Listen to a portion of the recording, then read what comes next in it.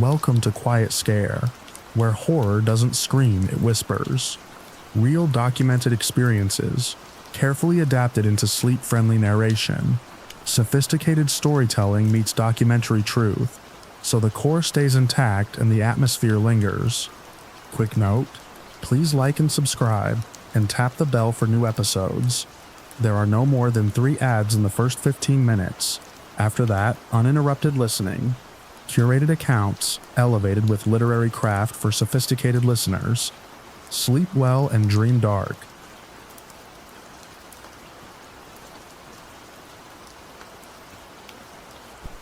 We set up camp where the dirt track ended at the river, a bare clearing and a line of gums along the bank. I squared the tarp, checked the wind, and kept the fire small. I've done this for years. It was me, my friend Luke, and my cousin Aaron. We had a quiet rule for the night and stuck to it.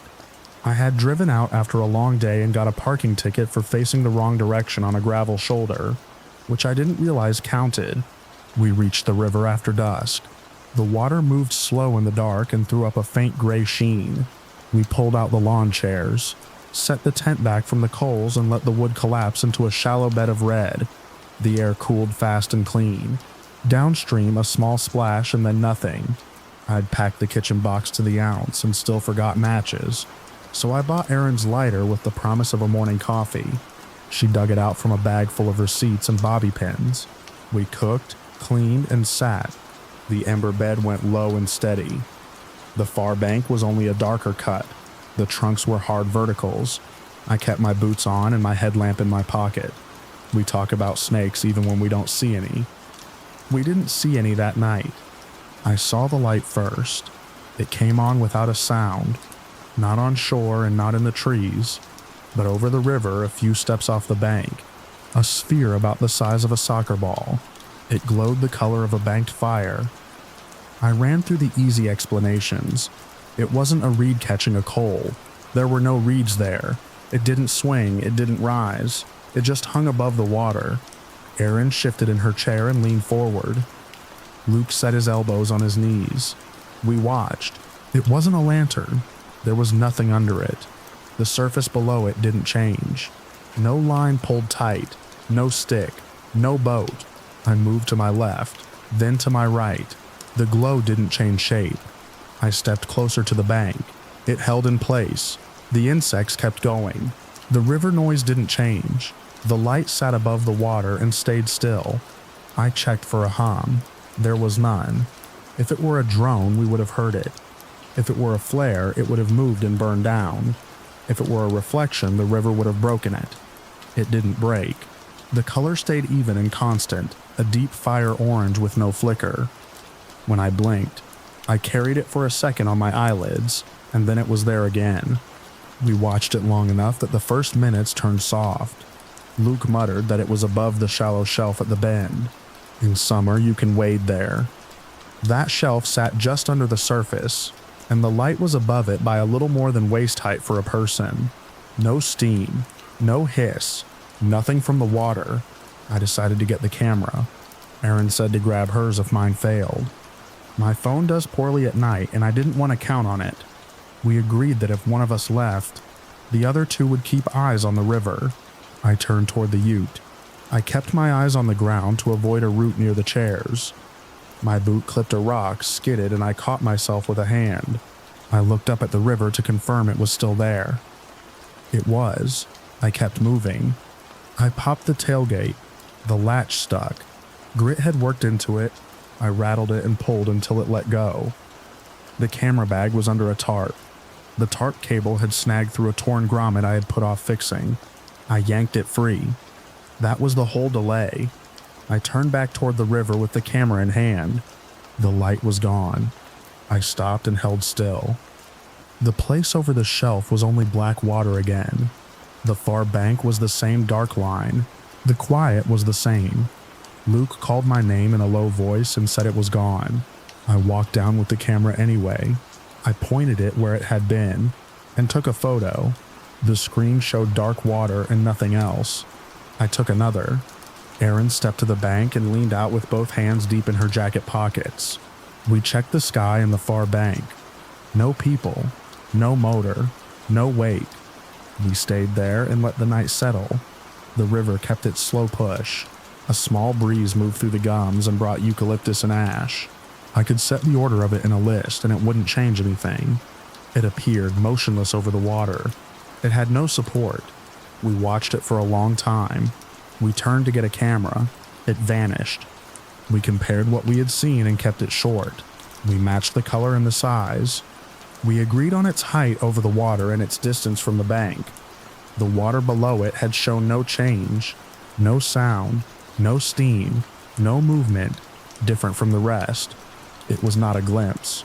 We watched it, we evaluated it. We ran out of simple answers. I thought about stories I've heard on long drives.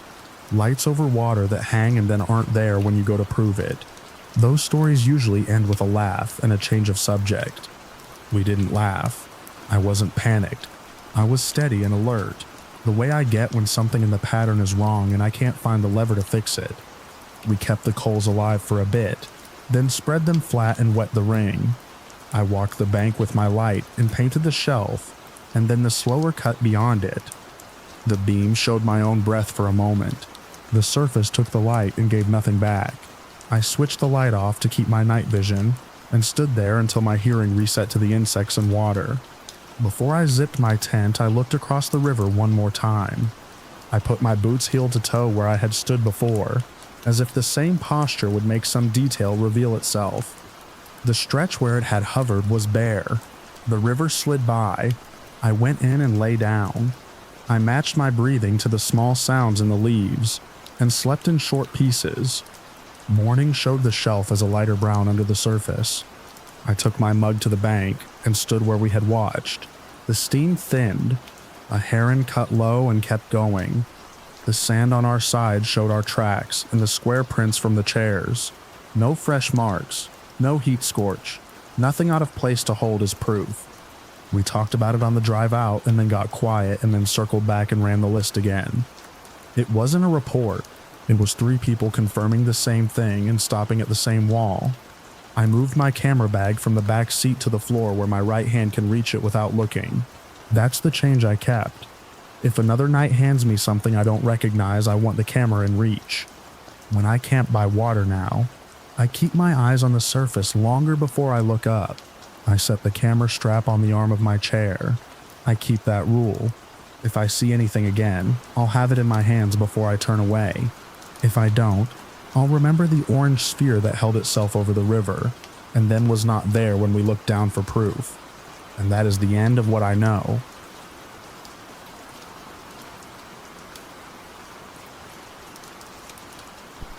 The house went quiet after the parents pulled out. I did the rounds the way I always do. Front door deadbolt and chain.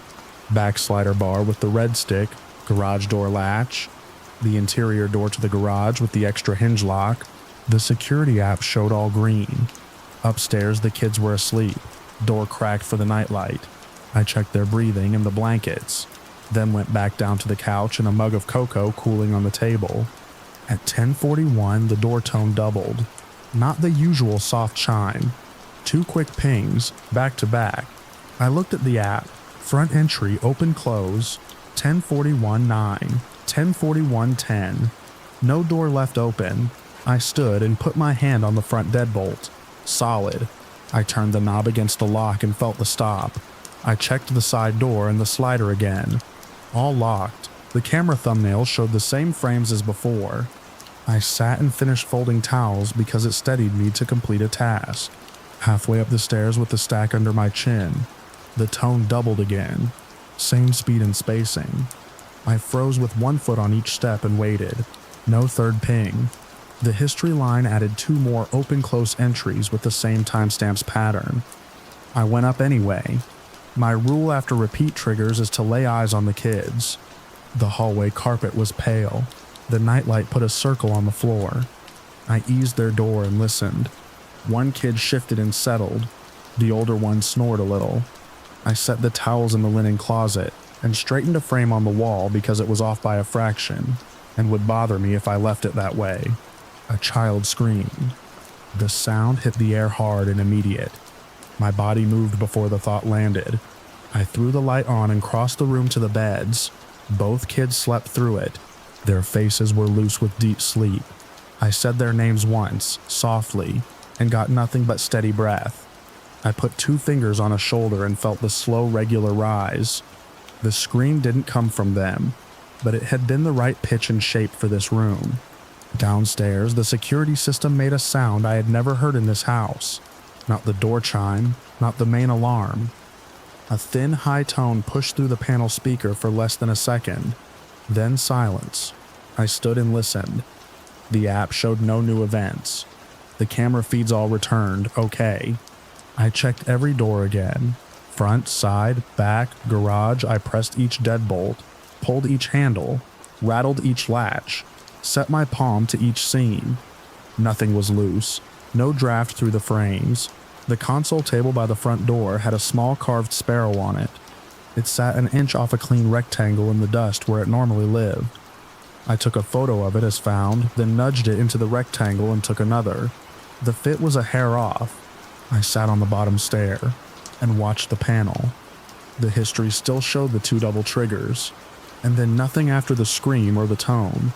I took screenshots. I didn't know why I needed the record, only that I would. The parents texted at 11:13 to check in. I told them the kids were asleep and sent a photo of the dog face down on his paws. I left out the scream and the unknown tone. There were no more chimes, no more alarms. At 12:07, I went back up on schedule and checked the kids again. Same breathing, same blankets. I left their door open a little wider. They got home a little after midnight.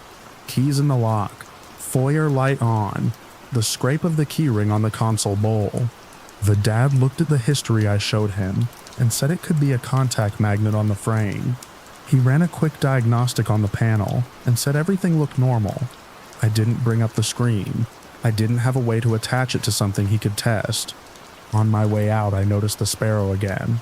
It sat centered in the dust outline now. Either I had set it wrong before or the outline was bigger than I thought.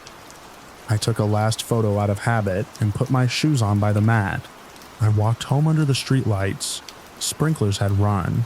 The sidewalk was damp. I told myself 2 quick chimes could stack in my head, and the brain can turn them into a shape it knows. The panel tone could have been a service code I hadn't heard. Maybe the app missed an entry. I could email the company and ask if there are undocumented alerts. I could replace the front contact battery for them next time. In bed, I pushed my door shut, turned the simple latch, and leaned a heavy book against it. In the morning, I wrote the times in a notebook. I listed the doors I touched and the order I touched them. I attached the 3 photos of the console sparrow and the screenshots of the double panes. I wrote down that the kids did not wake at the time of the scream. Days later, I checked the app's audio record. It stores panel tones with events. There was no file for that second, only the 2 double pangs.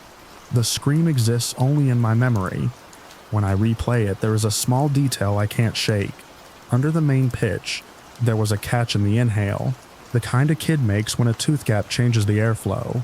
The older boy has a space in his back row where a molar will grow in. When he laughs, there is a faint whistle on the breath in. The scream wasn't his, but the intake matched that shape. I still lock doors the same way, finishing with my palm pressed flat to the deadbolt and my fingertips on the frame. I check the hinge lock on the garage door twice. I carry that tone in my head when the house is quiet. I can ignore a lot, but not that sound. I can't explain it and I don't need to. I remember that it happened. I remember the kids asleep and the app blank, and the little wooden bird sitting slightly out of place on a dust rectangle on the console table.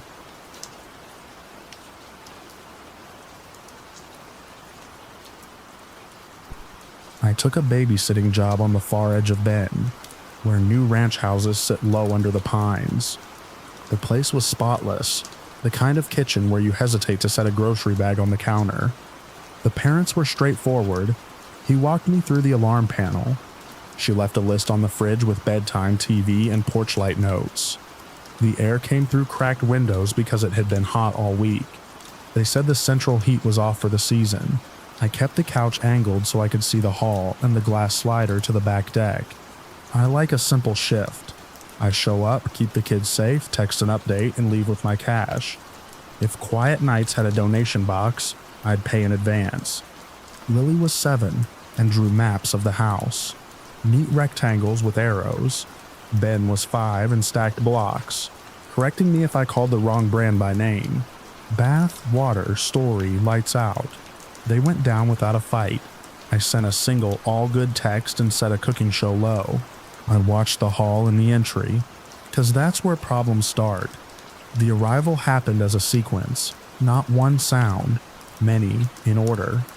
A front door opening, hard steps on tile, voices moving through rooms the way a family spreads out, a door closing, latch clicking. The cadence added up in the part of my head that knows distances. I stood before I thought about it. The TV voice became filler. I ignored. I stepped to the entry. The door was shut and deadbolted, porch light on, empty mat, empty drive, gravel smooth. I opened up just to be sure. Warm night air, no car, no one walking away. I closed the door and checked the bolt again. Set. I crossed the house. In the kitchen, the oven door hung open. It was a new range with a clean glass window and a firm rubber seal.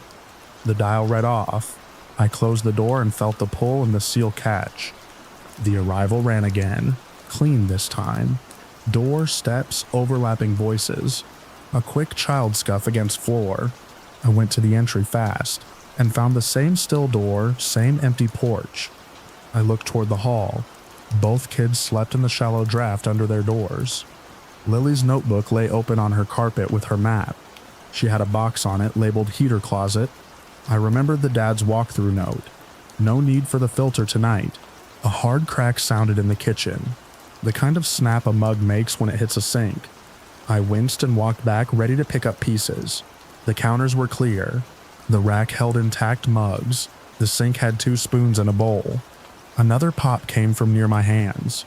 I braced for shards and found nothing broken. I put my palms on the counter to anchor myself. I checked under the lip, opened a cabinet, looked at stacked plates, all whole. I shut the cabinet with a slow push. 3 firm thumps hit the hall like someone knocking on the inside of wood. My humor turned off there. I moved to the midpoint where I could see both kids' doors. No movement. I looked up at the attic hatch and the flex duct by the utility closet. Houses make noise when they settle, but these were hits, not creaks. I heard a breath that wasn't mine, and stood still until my body stopped trying to chase it with deeper breaths of its own. I called the mom. The first call went to voicemail and bounced a text. She said new builds creak and they were due back by 11. I accepted that and kept my shoulders level. I needed one more data point. I clapped twice. No answer. I recorded 20 seconds on my phone at the hall. Playback gave me only the hot night hiss through screens. No voices, no footsteps. Back in the kitchen, the oven door was open again. I had closed it. I remembered the seal. I put my hand on the handle and waited. It did not move while I watched. I closed it. The heater closet door in the hall slammed shut with a clean latch click. I put my fingers on the knob. It resisted and then gave with a short tug. The unit inside sat quiet and still with a printed service sticker and a handwritten filter replaced May. I left the closet ajar and went back to the couch. I turned the TV to 0. The absence had a soft pressure to it. I could hear my own breath settle. The oven door creaked and opened on its own. The gap widened. Warmer air moved over my shins. The cooktop knobs were square on off. The display was dark. The glass reflected my knees in a blurred band. The percussion resumed. Fast, hard pops, the sound of ceramic snapping. 3 in a cluster, then more with short gaps between. I checked the floor, counters, sink, everything intact. The sound lived in the room and left no chips or powder. I stepped to Lily's doorway and said her name. She turned, already awake, and looked past me toward the hall. She said the cause was the lady. She named it that way, as something she knew. I asked what she meant. She repeated the word and added that this lady made the heater start. Her voice stayed small and steady. I looked at the heater closet. The door had drifted close to the frame again. I placed my hand on it and felt warmth. Not the held warmth of wood in a hot week. Fresh heat. The air near my wrist moved. I had seen the thermostat earlier. It showed a summer leaf and no call for heat. A relay clicked in the unit. The fan engaged and blew hot air into the hall. I made a rule and kept my voice level. Shoes on and outside air, no panic. I told Lily to get Ben. He sat up without protest. They slid their feet into shoes and came to me. I kept the hall in view. The oven door stood open. The closet pushed warm air. I waited for another voice or a footstep. The house stayed on mechanical sounds. We moved to the entry in one pass. I turned the deadbolt and opened the door. The porch light cut a cone into the dark. Crickets worked the edge. I brought the kids onto the mat and locked the door behind us. Locking a door from the outside while still on the job felt wrong, but the call was straightforward. I didn't want the heater running with us inside. We stood at the driveway edge by the street. The nearest street light threw a pale circle down the bend. No traffic. The new houses on both sides were mostly dark. One porch lamp glowed 2 doors down. Through the front window I could see a slice of the kitchen. The oven door held a long, low sheen from the porch light. The heater hummed behind the front wall. I called the parents. I gave them the simple version, unexplained sequences of movement and voices. The oven door opening, the heater turning on, no damage, kids with me outside. They said they were paying up and on the way. The mom asked if we needed a neighbor. I told her we were fine where we stood. Their headlights came up the road in under 15 minutes. The kids went to them. I gave the account again at the door. The dad tapped the thermostat. The fan cut and the unit stopped. He tugged the oven door and it latched and stayed that way. The control screen showed summer mode. He held it out so I could see the status line. We were okay. There was no mess to sweep. We didn't call anyone else. They paid me and I left. On the drive home, the smell of hot pine came through the open window. I unlocked my place and paused long enough to listen. Refrigerator hum. The dry tick of a settling board. I closed my own oven and pressed a vent, and set my thermostat to sleep. The mom texted the next morning to thank me, and asked about next Friday. I told her I would take earlier hours but not nights. She said that worked. I still babysit for them. I keep the front door in view and the porch light on. If the house sounds like someone is coming home, I let the sound run and I step outside until the air is ordinary again.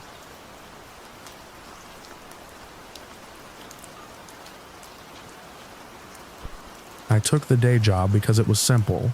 Keep Emma busy after school. Feed the dogs, keep the house steady. The place sat in a quiet part of Aurora near South Parker Road. 2 stories, clean lines, labeled jars, floors that carried sound from one end to the other. There was one rule from the parents, and it came both in person and by text. Do not open the back guest room. I accepted it as part of the work, the same way I accept not moving a thermostat. I keep a rational list in my head when I'm on a job. Count dishes in and out. Note what's latched and what isn't. Assign probable causes. I also keep invoices in a binder, because I once lost a $60 check inside a purse full of receipts and gum, and I think about that every time I buckle my bag. The first sound came at noon, while I was slicing apples. It traveled the floor from the back hall in clean runs. Something heavy moved in steady, measured drags, a few inches at a time. It wasn't a bump. It wasn't a random knock. It was a click, a pause, a drag, then the same sequence again. I walked the hall and stopped with my hand on the guest room knob. The door felt cool. The sound inside continued in neat sets. 4 short drags, a breath of quiet, and 4 more. I counted 10 cycles without opening the door. Rule observed. The dogs got there first, claws skittering on the wood. Tess dropped low and growled once. Oliver showed his teeth at the thin strip under the door where the light didn't reach. They anchored their paws and did not give ground. I told them back, and they didn't. I moved instead. Checks came next. Windows latched. Garage closed. No HVAC running. No fan back there. No washing machine. I texted the mom and kept the wording plain. Hearing furniture sounds in the guest room. Any device in there? She replied that there wasn't and repeated the rule about the door. I kept the door shut. By the time I set Emma's water down, the sound had stopped. I didn't repeat it aloud. She is 6. She colored while I set the dogs behind a baby gate in the kitchen. They pressed the bars and stayed pointed at the hall. At 2:15, the sound resumed. Same cadence, same careful weight dragged across the boards. Tess barked once, fast and hard. Oliver struck at the bottom edge. A short bite at nothing. I hauled collars and pushed them back behind the gate. They fought the pull, then paced and whined in the kitchen. I stood in the hall, watched the clear line of the door, and made a note on my phone with time and description. I had a record if I needed it. When the dad got home, I gave him the usual rundown and added the door. He listened, then gave me context. He and his wife had placed his father's remains and his aunt's in urns inside that room. Interment was scheduled soon. The sounds had started after they brought the urns in. The dogs had begun reacting to the door the same day. He treated it as a relevant fact. He didn't push an explanation. He asked me to keep the dogs away from the hall and to keep the door closed. I agreed. I came back the next day with the same plan. Snacks, a cartoon, dogs walked in the yard, mail stacked by the bowl. Before lunch, Tess sniffed the air and looked toward the hall. Oliver stayed close to my leg and watched my face. The dragging began at 12:09. Same measured passes. I set the dogs behind the gate before they could break into the hall. They rattled it. I checked the windows again and confirmed quiet outside. I placed my fingertips on the guest room knob and felt a small charge in my skin. Nothing dramatic, just a body signal to pay attention. I stepped back and recorded a 10-second clip on my phone from the doorway. The microphone picked up the scrape, the pause, and my own breathing. I saved the file and kept it to myself. At 1:30, the sound shifted to the bathroom at the end of the hall. That door was closed and locked. The lock button shows red when engaged, and it showed red when I checked it earlier and again now. Water began running inside. Not a drip, a steady line. Faucet half open. Under it there was a layer of noise with a pattern of voices. I couldn't make out words. The shape of speech sat under the water like a muffled broadcast through a wall. I put my ear to the door. The wood touched my temple. The water held a straight sound. The talk shape moved within it. I stepped back, checked the guest bath, and confirmed those fixtures were dry. I opened the laundry closet and looked at valves. Everything there was quiet and closed. The bathroom door stayed locked with the red dot showing. The running water continued. The voice pattern sat under it. I called the mom. I described the sound and the lock. I told her I would not open anything without one of them present. She said she would come home. While we waited, I made Emma a peanut butter sandwich and cut it into squares. The drag in the guest room started again in short clipped passes. Then it stopped. I stood in front of the bathroom door and pressed 2 knuckles to the panel. Not a knock, just contact. The water kept running. The voice layer dipped as if someone had turned away. The lock still showed red.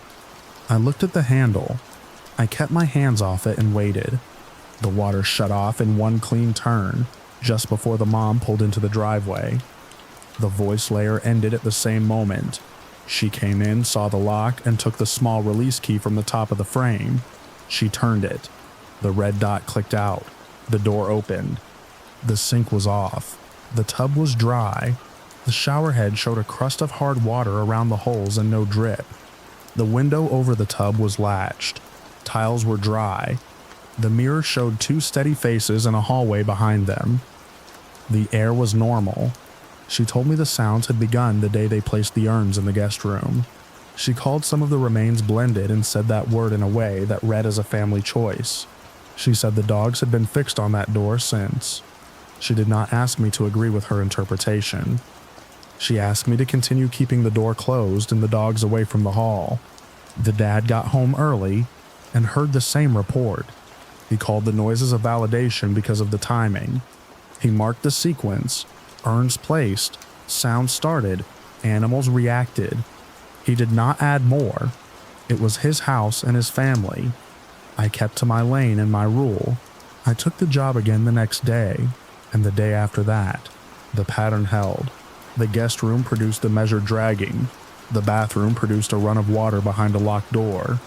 And the layer of muffled talk came with it and never resolved into words. I kept my voice level around the child, and I kept the dogs in the kitchen before noon.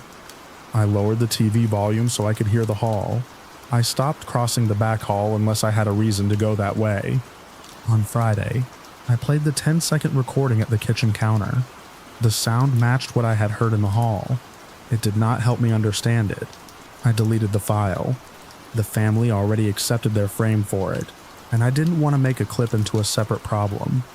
The urns left the house the following Monday, and the rooms went back to refrigerator hums, light traffic outside, and the noise of a pencil on paper.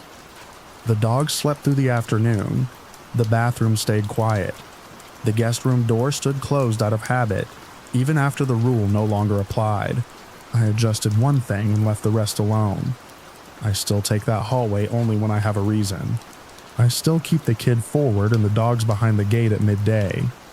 I don't have an answer for why the sounds lined up with those days, only that they did, and that the timing mattered to the people who lived there. I kept the door shut when it was my job to keep it shut.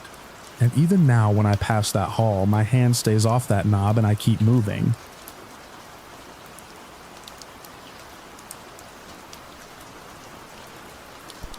I was 22 and said yes to a Tuesday job because it was next door. The old two-story sat on the other side of my driveway, wood siding sun-faded, porch rail loose at one end. Inside, the parents left a neat stack of instructions on the kitchen counter, and a baby monitor the size of a paperback that crackled if you breathed too close. The Wi-Fi password had a smiley face. The living room lamp hummed. The couch leaned toward the middle like it had picked a side and stuck with it. The boy was 3 and went down easy after his bath. Warm head on my shoulder, then heavy sleep. I laid him in the crib, set the monitor on the coffee table, and checked the front lock twice because the deadbolt liked to stop halfway. I put my phone on the arm of the couch and opened a spreadsheet to finally log my hours clean. I also took a picture of their labeled snack basket for my sister, because nothing says responsible like alphabetized pretzels. Night settled. Boards clicked, then went still. The street out front sat under a steady cone from the lamp. Dry air, no wind. At 9:13 by the stove clock, my phone dropped to 0 bars. The Wi-Fi name still showed, but nothing sent. I set the phone down and listened to the low hiss of the monitor. The boy breathed, a soft snuffle now and then. I got up for a glass of water. The floor under my hand on the counter trembled once. I held still and waited for the furnace or the dishwasher to kick. Both were off. The thermostat glowed quiet. I took a sip, set the glass down, and reminded myself that trucks on the avenue sometimes made these old places complain. Then the house took a hit. It was a dull, hard thump inside the walls, followed by a percussive pounding that ran through the frame in a rhythm I didn't know. The floor bucked under my shoes. The lampshade rattled and spun. The baby monitor hissed to static. The water glass slid and stopped against my finger. I grabbed the monitor and looked at the black and white feed. The crib sat in its corner, rail steady. The boy slept. The pounding got stronger, not louder from distance, but heavier through the wood. The couch slid an inch. The pictures on the staircase wall knocked together, wood on wood. The front door deadbolt shifted against the strike plate. I put my palm on the door and felt it jump. I tried to call and got nothing. No bars, no LTE, no tone on the wall phone by the calendar. The Wi-Fi icon stayed cheerful and refused to move a single message. I typed the address and time into my notes app because writing it down felt like a thing that helped. The blue light on my thumb did not help. The pounding kept a pace for a short count, then doubled. It rolled through the studs. The air in my chest changed. The hall bulb flickered, then went out. I stepped into the hall and put my hand on the banister. The wood vibrated under my palm. I took the stairs because the child was upstairs, and that was the job.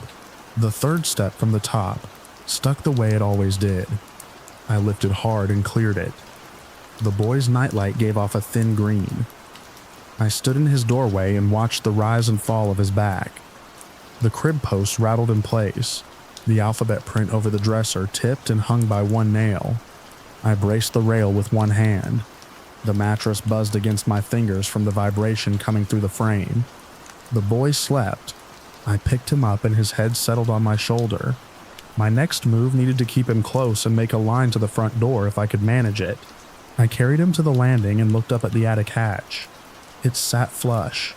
Another impact landed above us. The roof groaned. The hatch didn't move. I held the boy tighter and went down, one step at a time. Each step trembled.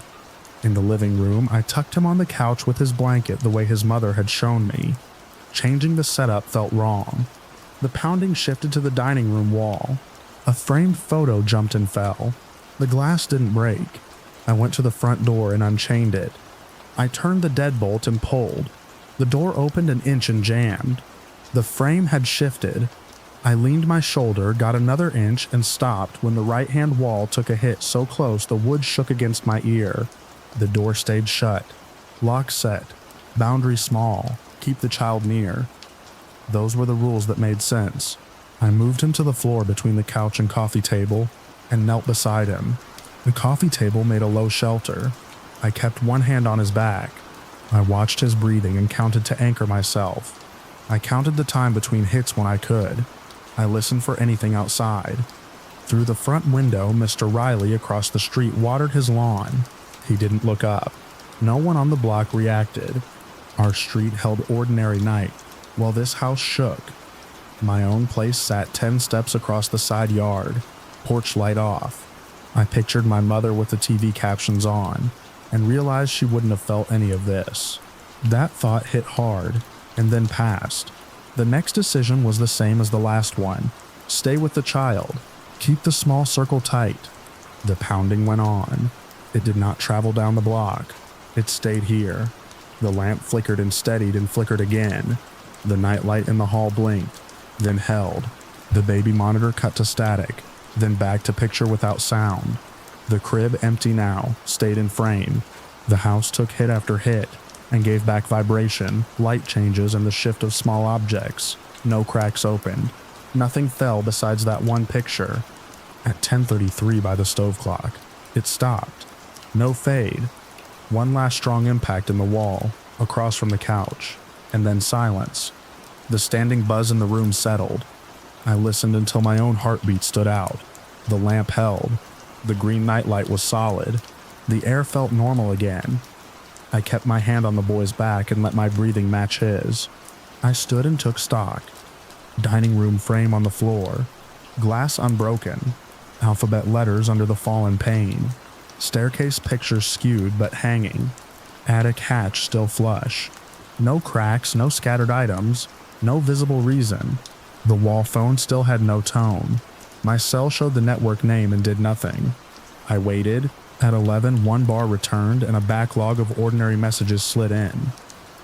The world outside the house had been fine.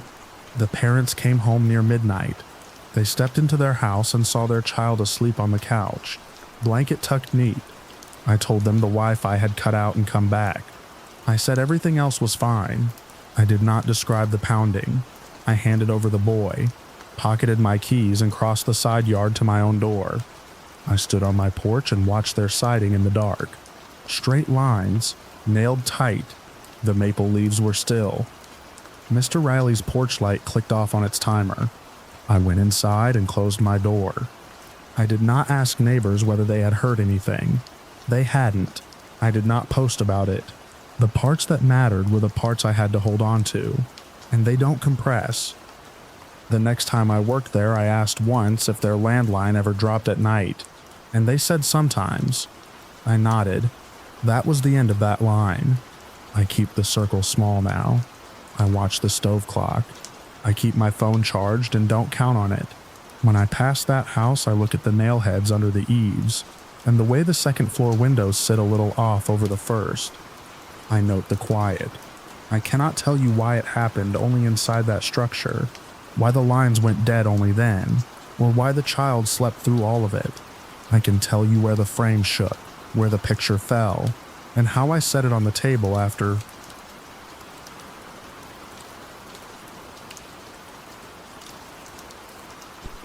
I visited my sister's place a lot. It was a small house on a quiet block, bright in the afternoons, cinnamon and laundry in the air. At night, I stayed up. Bad dreams, scrolling headlines at the kitchen table. The first odd thing was the back door. It had a solid deadbolt and never squeaked. I checked it by habit, then sat with my tea. At 1:13 a.m., the bolt turned. The door swung in with a smooth, steady motion. Cold air slid over my feet. The terrier froze in the hallway with his ears down. I relocked it and stood there listening for the click again. The next night I was on the sofa. From my sister's room down the hall, I heard my name in her exact cadence. Quiet, like it was meant not to wake the baby. I answered and got silence. The dog stood at the nursery doorway and stared. I knocked on her door. She opened, half asleep, and told me she hadn't called me. The baby monitor gave a soft, constant hiss. The dog didn't step inside her room. We shrugged it off. I still checked the back door every hour. It stayed shut until it didn't. When it opened, it was the same measured turn, the same push of cold air. No footsteps, no voices outside, no alarm from the dog beyond that low, contained whine. A week later, a friend of my sister's said she had seen a shape over the crib. She said she'd thought it was me standing there, tall and still. Then it wasn't there. She said she felt a cold pocket of air. We pulled the monitor recordings from the night before. Infrared grain. At 3:09 a.m., a darker patch crossed the frame and thinned to nothing. The baby didn't stir. Over the next month, the pattern set. The door opened when I was alone, or when the house was quiet. The thermostat clicked and clicked without catching up. My name came from rooms where a person was not. First in my sister's voice, then in my father's, then in my grandfather's. The match was precise enough to hook my attention. Each time I stepped toward a voice, and then stopped. I made a rule for myself. I would only answer calls I could see. Sleep, already thin for me, dropped off. The dreams changed from the usual. In them, I stood in the bathroom with the light off, hands on the mirror, and cold met my palms through the glass. A breath fogged my side of it and spelled my name, again and again, until the syllables flattened into knocks. I woke with my heart kicking and checked the back door. I started to pull records, property search, old local reports. The address came up in a short stack of archived articles and a forum thread in a neighborhood group. 15 years ago, there had been a domestic incident with a fatal end in the bathroom. The pieces were clipped and plain. The time was late. Neighbors reported yelling. No further charges. I read it twice and marked the hall in my head from the kitchen to the bathroom door, the same line the dog wouldn't cross after dark. After that, the voices used people we both trusted and loved. They asked me to open the back door for a second, to check the bathroom faucet, to come take the baby because my sister was tired. Minutes later, my sister would actually call for help, and I would go, and the routine tasks would be ordinary. I added a second rule: locks stay set, checks are visual, and no moving toward a voice alone. We swapped the deadbolt and added a loud surface lock. We tested them both. The door still turned. It didn't rattle or jump. It just defeated the new parts and eased in. I put my hand on the edge once and felt the pressure against my palm increase until I pulled back and relocked it. The dog watched from a low crouch and didn't bark. One night during a late shift of hers, I babysat. Rain had come through and the alley smelled like wet paper. I took the trash out. When I came back to the kitchen, the dog stood braced in the doorway and wouldn't let me pass. From the bathroom, my grandfather's voice used my name in the soft way he did when he needed a favor. I set my hand on the new deadbolt. The lock turned under my palm. I pushed it shut and set both locks. The house temperature had been stable. A cold swell ran down the hall and stopped at the kitchen tile. I said a single no, out loud, and waited. The pressure on the door eased. I stood there until the dog's hackles went down. In the morning, we changed our routine. We stayed at my place after dark and returned in daylight to feed the dog and handle the list. After a week of that, we requested records from the police and read through what they would release. The forum thread lined up with the dates. A local station had a segment that used the street as B-roll. For 3 seconds, the house was in the frame with blue light reflecting on the windows. I wanted a proof I could point to. On a clear night, I pulled up across from the backyard at 1:10 a.m. and cut my headlights. The porch light clicked on at 1:13. The back door opened. No figure entered. The light went off. A patch of condensation bloomed and faded on the inside of my windshield. My sister's voice said my name from the empty back seat and made a request for help. I drove to the next block and sat until my hands steadied. We told the landlord we would leave. He said tenants never lasted long there and left it at that. We packed. At sundown on the last day, the dog crossed the hall and wagged once. I kept the rule anyway. We dropped the keys and moved the crib to a new room on a different street. After that, I visited my sister somewhere else.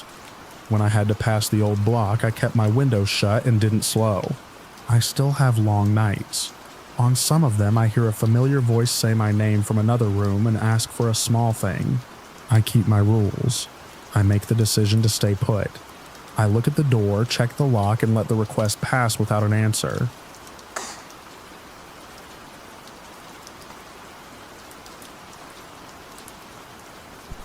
I kept avoiding the unfinished lower level of the house until it started avoiding me back.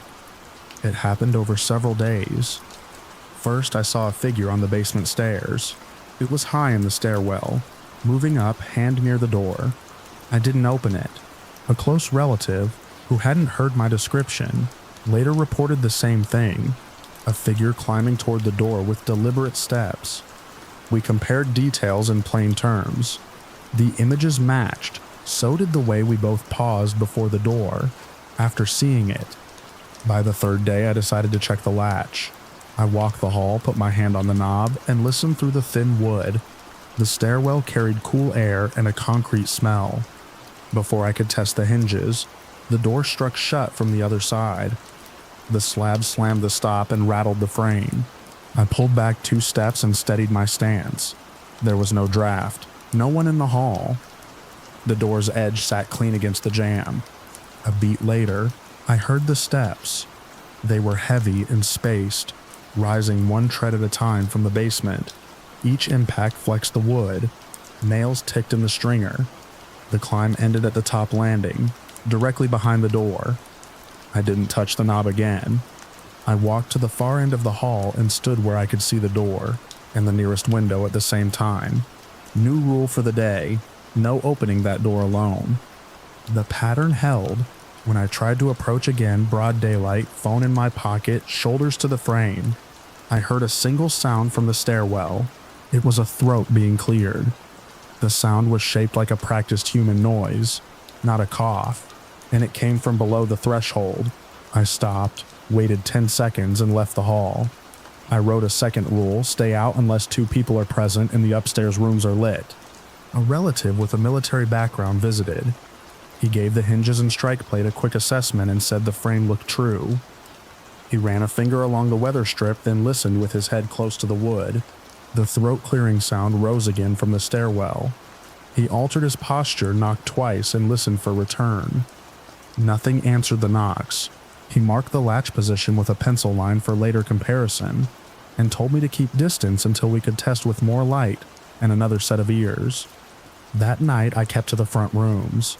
I ran the kitchen fan to have a steady noise, and set a chair where I could see the hall. I reviewed the sequence without decoration. First, the shared visuals of a figure climbing, then the door slam while my hand was on the knob, then the ascent of steps stopping at the top, then the throat clearing when I tried to reapproach. I did not assign a cause. I did not set a trap. I left the door closed. The next day, I tried one controlled pass. I walked the hall slow, kept my weight near the wall to avoid the loud floorboard, and stopped an arm's length from the door. The stairwell carried the cool air again. The throat-clearing sound occurred a second time. placed just far enough below to read as the top steps. I felt pressure in my ears from the quiet and a small vibration through the knob. I noted the details and stepped away. The pencil line at the latch still matched the mark. I stopped testing after that. I moved daily traffic to the front of the house. I kept shoes and tools out of the hall so I wouldn't have to cross it by habit. When I needed something from a closet near the door, I waited until someone else was home. No one opened the basement. No one called down the stairs. The house didn't offer an explanation. The figure was not seen again at the threshold, only remembered high on the stairs in both accounts. The physical sequence stayed clear in my notes. Shared sight of a figure ascending, a door slammed shut in my face, heavy steps climbing to meet the door, and a throat clearing any time I got close. I learned the limits I would keep. I left the latch untouched and let the door stand closed.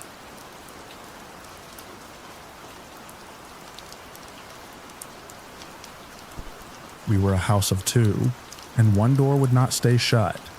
Every night, the basement latch went through the same routine. My parent twisted the lock, slid the chain, and tugged twice.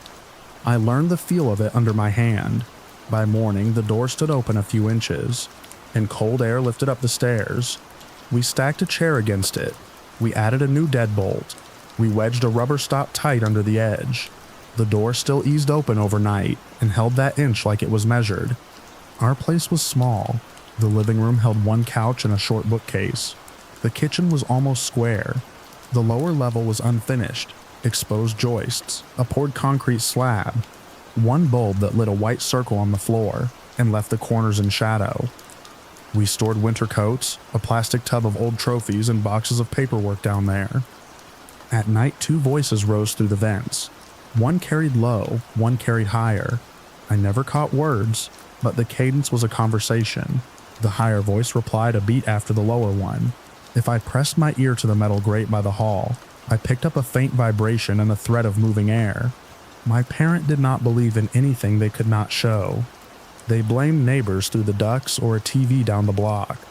In the mornings, they saw the door open, shut it, and moved on. I marked the pattern anyway. When the voices started, the door opened in the night. When the house was quiet, the door stayed put. It held for a day or two before the latch turned loose again. I checked the screws on the strike plate and tightened them until they hit. A friend, Mia, stayed over one summer night. She fell asleep late on the carpet in my room. We kept the hall dark and the kitchen light off. After midnight, she sat up and stared toward the end of the hall. She told me a woman had moved past the kitchen and stood at my parents' doorway. The figure leaned in, then crossed the threshold. Mia assumed it was my parent. They were not home that night. We did not go look. We stayed in my room and waited for dawn. In the morning, the basement door stood open again. The chair pressed a few inches off square. I told my parent what Mia saw. They told her shadows can cut clean lines when a light is low. The next night, with my parent home, I woke to the sound of them stepping into the hall and stopping. They stayed at their doorframe as if they had reached heat. Later, they said they had thought they saw someone and then did not. The phrasing was technically neat and empty. They made coffee and checked the basement door. It had opened. Winter ran the voices harder through the heat ducts. At dinner, a low murmur rose from the floor vent near our table, and the higher reply came from the grate by the stove. They took turns without urgency. I stood on the basement steps once and flipped the light. The bulb threw that white circle on the floor. The storage boxes sat where we had left them. The space behind the furnace was dark. I called down and got no answer. I shut the door, locked it, and pulled to feel the set. The scream came in on a Tuesday after snow started. We had both come home early. We shut the basement door, slid the chain, set the chair, and checked the latch. My parent moved into the small back room that shared a wall with the basement. I stood in the kitchen. The sound hit the wall and the cabinet glass at the same time. It was a single high note of a woman's voice, too sharp for speech and too clean to be a pipe. The chair against the basement door rattled. The locks held. The house noise fell flat for half a second after. My parent came out of the back room with their jaw tight. They did not dismiss it. We looked at the door and the chair and went into my room. We shut that door, stayed put, and waited. I listened for footsteps, a second sound, any follow. The vents stayed quiet. The heating clicked back on and ran a cycle. No one spoke. When we came back to the kitchen, the chair by the basement door was still angled from the rattle, and the latch was still set. After that, we adjusted. We stopped talking about explanations and kept a set of rules. We latched the basement door each night, set the chair and checked it. We tried different locks and added a better strike plate. We taped a strip of paper to the edge to see how far the door moved overnight and marked the drift. We kept guests in the front room and told them not to open the basement door. When the voices started, we stayed upstairs and gave it time to stop. The pattern held through different seasons. The door opened most nights when the voices ran. It stayed shut on the rare night the lower level was silent. Years later, in a different apartment with different ducks, I asked my parent whether they heard the conversations or the woman's voice. They said they had heard people talking below us and had heard a single female note in the back room. They said they chose not to name it then because naming would not help. That matched what we did in the moment. I still close doors twice and tug until the latch clicks. I sleep better when a chair is squared to a jamb. In certain buildings, I pause if a vent hum picks up, and I track it with a hand on the grill for movement. The image that returns is small and practical. A clean kitchen floor, a wooden chair angled by a door, the chain set, and a strip of paper on the edge with a pencil line that drifts a fraction overnight and tells me nothing new except that the movement happened again.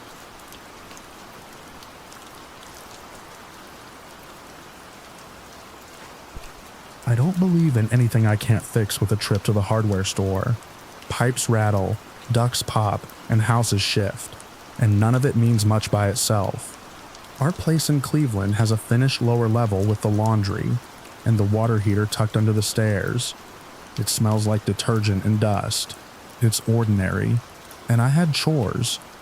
My partner Kayla is the sensitive one. She organizes drawers by color and keeps a dream journal. When we moved in, she said the basement felt tight. I told her basements are tight by definition. I was happy to ignore the vibes and focus on the mortgage. On a Saturday, I decided to open up space. The understairs had a short plywood wall with a small latch. I wanted a clean utility nook, add shelving, seal a draft. I pulled the screws, took off the plywood, and shifted the washer left to make the shutoff easier to reach. It looked clean. The door at the bottom of the stairs, between the laundry and the TV area, clicked against the jamb the way it always did. I figured I'd frame the panel out later and call it a weekend. By morning, the house was quiet. Light came in low through the small window by the dryer. I went down to flip the breaker for the dishwasher. The interior door from the laundry to the main room thudded behind me. I checked the knob. The door wasn't stuck. I opened and closed it. Normal. I picked up a laundry basket and stepped back into the main room. The banging started. It was sudden and heavy. 3 hits, then 4. Not knuckles, more like weight slamming the panels. The sound came from the laundry side with me on the other side of the door. Each blow rattled the hinges and kicked dust from the top edge. I opened the door. Silence. The dryer light glowed. My ears rang. I closed the door again. The banging came back at once, harder. I opened it and it stopped. I closed it and it hammered again. It didn't ramp. It was on or off. After the 3rd cycle, I left the door open and stood still. Kayla came down, saw my face and went still on the steps. We needed a witness. Kayla texted her acquaintance, Marta, who does house clearings. She could stop by. I wanted someone to look at the door and tell me it was airflow. She arrived in a puffer vest with a coffee cup, walked into the lower level, put her hand on the door and looked under the stairs where the panel had been. She said the space had been changed and told me to close it back up. Before I could reach for my drill, the interior door swung shut on its own with a firm click. The pounding hit again. Door then wall, then door. No rhythm, only force. I opened the door. It stopped. The room held still. We waited. Marta stood in the doorway and spoke in a steady tone. Her rule was simple: back away from the space and keep the boundary. She pointed again under the stairs and said it had been contained. I didn't like the phrasing, but the only thing that mattered was the door. I put the plywood panel back on. I used the same stripped screws. One fell and rolled into the dark. I got down on one knee, swept my hand along the floor, found it, and drove it home. The room stayed quiet. We stood with the door open for minutes.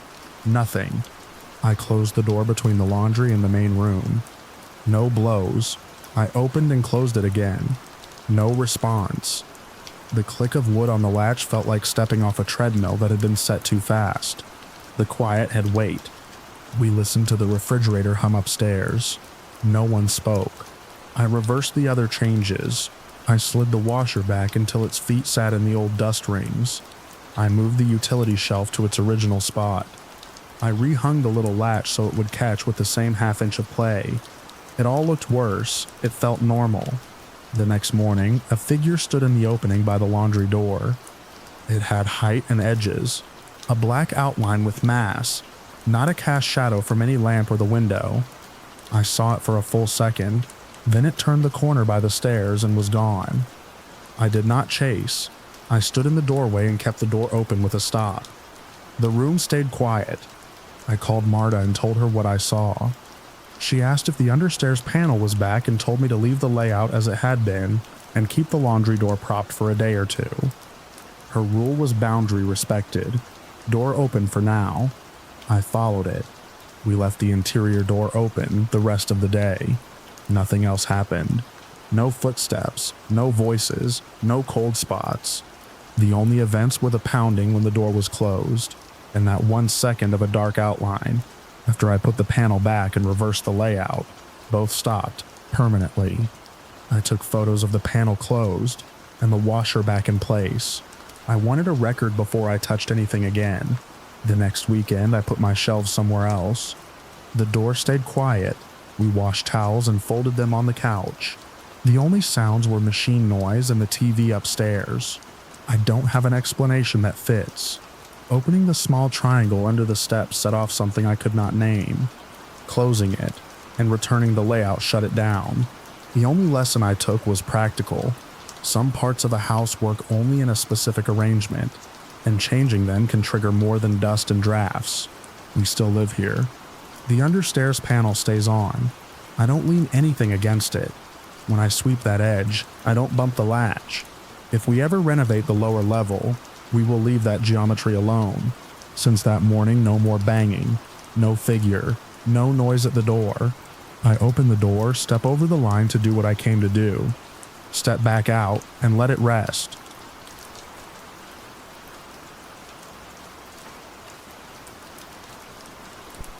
I read houses by what they do when you touch them. Drywall gives under the knife. Joists talk when you set a ladder. A foundation answers a level. The Victorian on Walnut and 4th had something else. The basement hit me low and hard every time I took the stairs. I was a contractor's helper on Dan's crew. We did trim, paint, cleanup. The place looked fine on paper.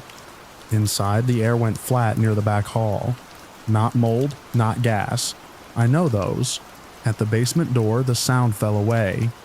I opened it and a thin smell came up, like wet cardboard inside a sealed box. I put a foot on the first step and my hands went cold. I took one more step and the cold moved into my chest. I kept my face straight. You don't show a new crew you are rattled by a stairwell. I carried tools, patched plaster, found reasons to stay upstairs. Dry aside. Every door asks for an extra shim and a second opinion from gravity. The basement had raw pine treads and a poured floor laid in old sections. The working bathroom down there sat open. Door off the hinges. Single bulb in a metal cage. When that light came on, it hummed. The hum buzzed behind my teeth. The worst spot was the back right corner of the bathroom, where a pipe chased into the wall. Concrete patch over a square. I could look at it for half a second before my body pushed me away. I didn't know why. The push was real. By week 2, I had a routine. I worked anywhere else and felt normal.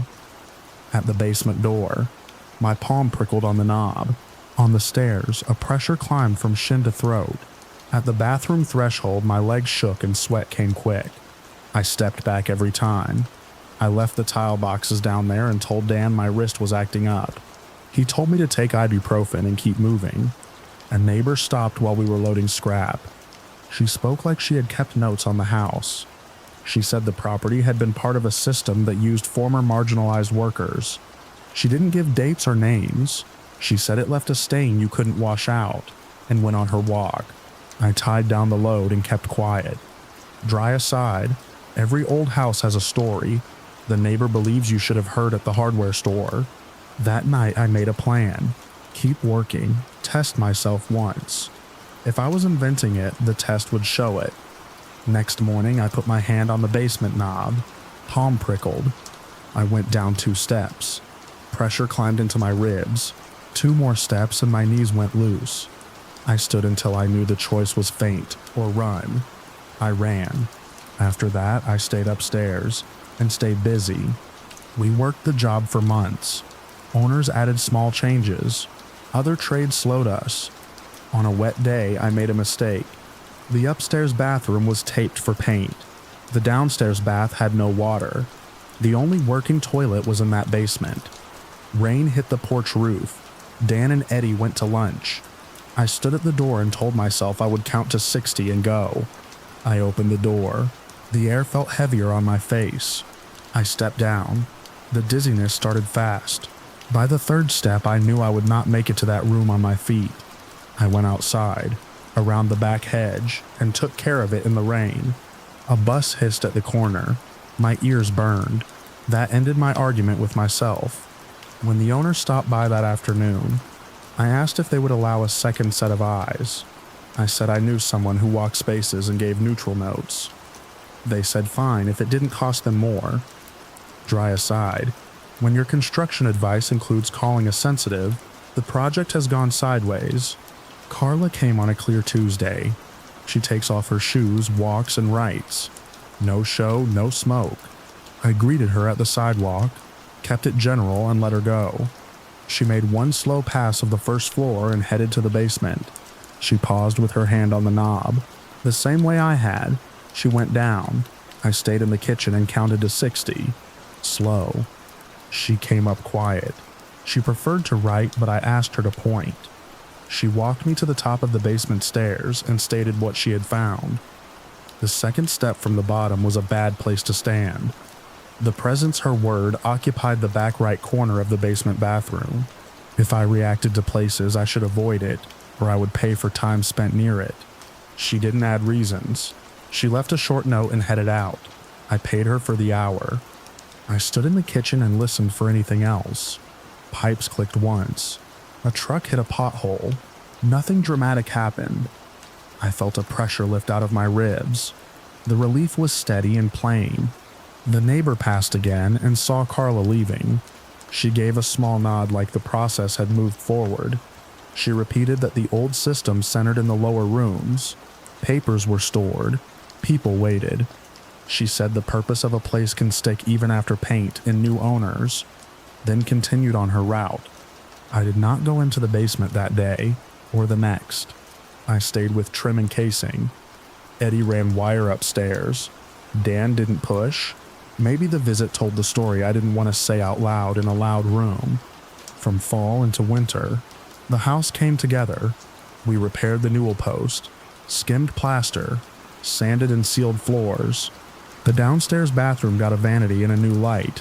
I did not install them. My rule set in. Do not stand on the second step from the bottom. Do not look into the back right corner. Do not use that bathroom alone. On our last week, I checked the punch list in the main hall. The transom over the basement door still had a fine crack. Afternoon light drew a thin line across the floor. The owner asked if the house felt better. I said the upstairs felt like a place to live, and the basement felt like a basement. It was true and enough. A month later, I walked by on a Sunday. New curtains, a bike chained to the rail, a planter of dead mums nobody had cleared. The basement window well was dry and free of leaves. I stopped at the gate and looked toward the back hall windows. I didn't test the door. Since then, I pause at any basement door, on any job. I set my palm on the knob and let my skin answer. If my hand hums, I stay upstairs. I keep Carla's number pinned in my phone between glass and HVAC. I don't know why that corner holds what it holds. I know what my body did, and I know what matched the read on paper. A space can put you out without moving a thing. You step in and your legs change. You step back and they settle. I keep my rule. I finish my work, and I leave the corners that don't want me.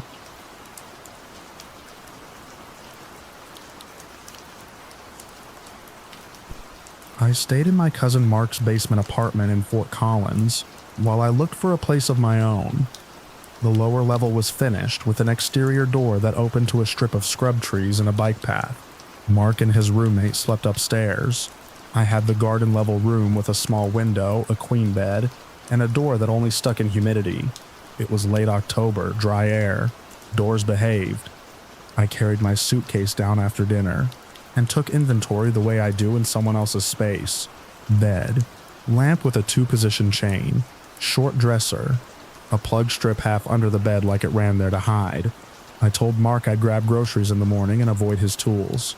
He shook his head and said I was easy. I said that was my brand. It beat between apartments and waiting on a background check. He showed me the lower exterior door. Deadbolt and handle lock. You had to pull the slab against the weather strip and lift a hair before you turned the bolt. The frame sat tight from a contractor fix that never got refixed. I told him I knew that game. I once paid a reinspection fee for a door the inspector misread, and I still smiled and signed like a good citizen. By the time he went upstairs, it was night. The basement air looked undisturbed. No draft. I brushed my teeth in the hallway bath, answered a work email, and checked the lower door. Bolt horizontal, handle seated. The top of the slab sat flush in the jamb.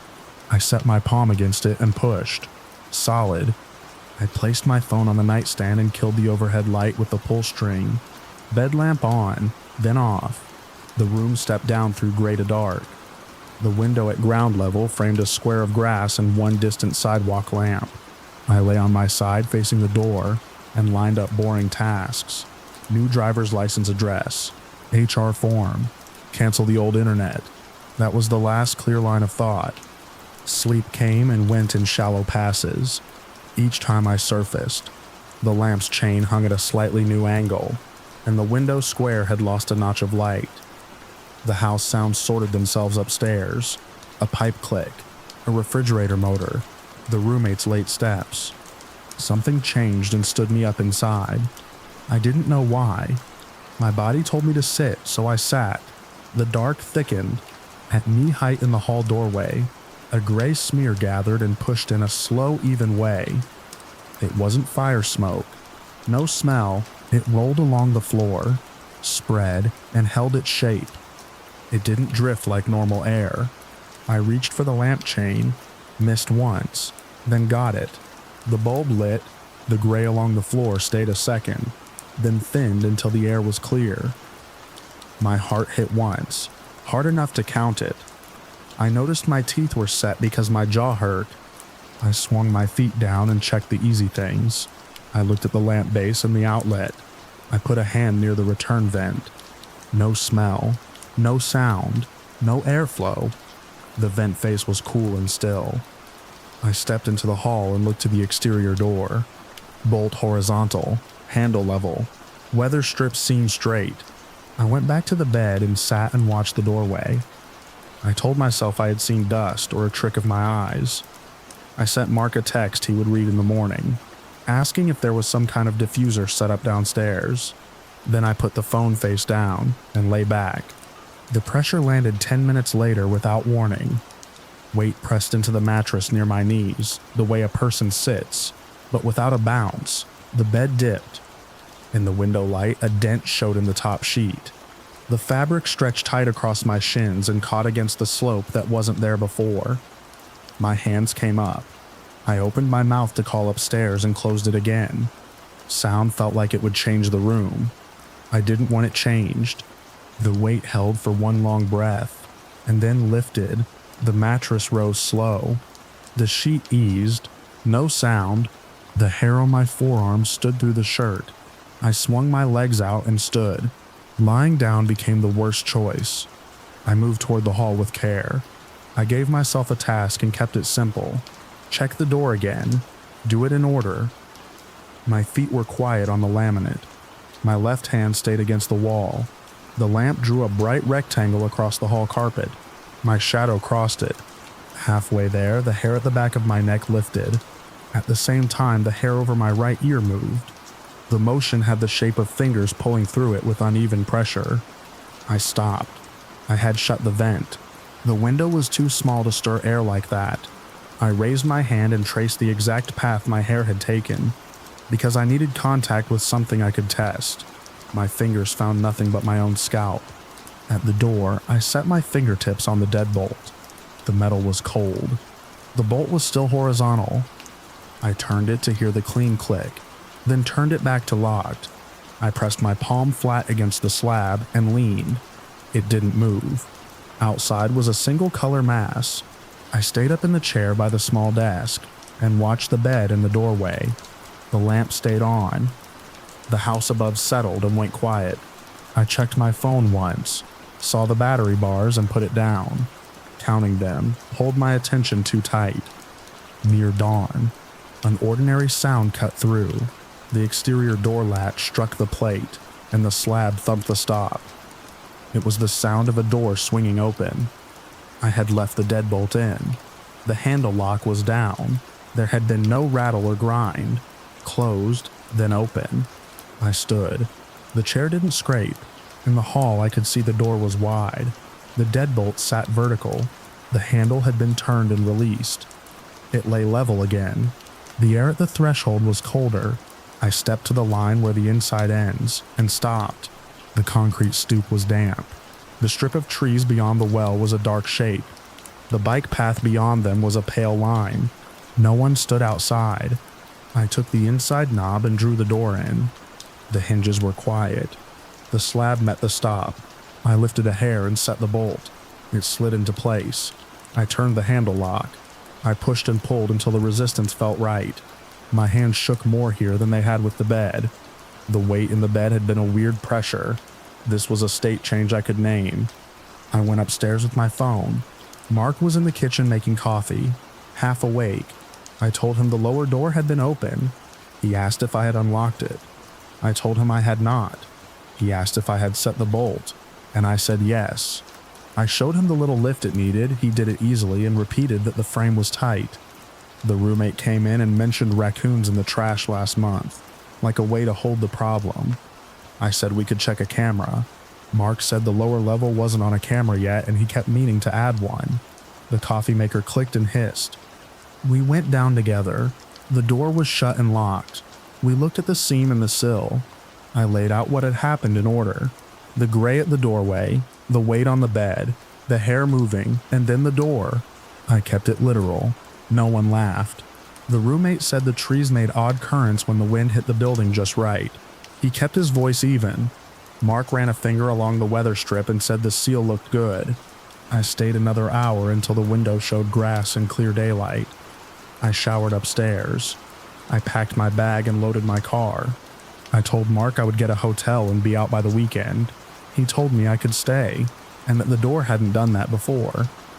I told him I knew it made no sense. I also told him I wouldn't sleep down there again.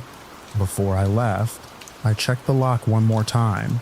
I set my palm against the slab and leaned. It held. I looked down the hall at the room. The lamp chain hung still. The sheet lay smooth where the mattress had dipped and risen. I don't know why the gray came into the doorway. I don't know what put weight on the bed. I know the door was closed and then open. That is enough. I booked a week off Harmony Road and bought a door wedge at the hardware store. I use it anywhere I sleep when there's an exterior door. It isn't drama. It's a line I can set and hold with my hands.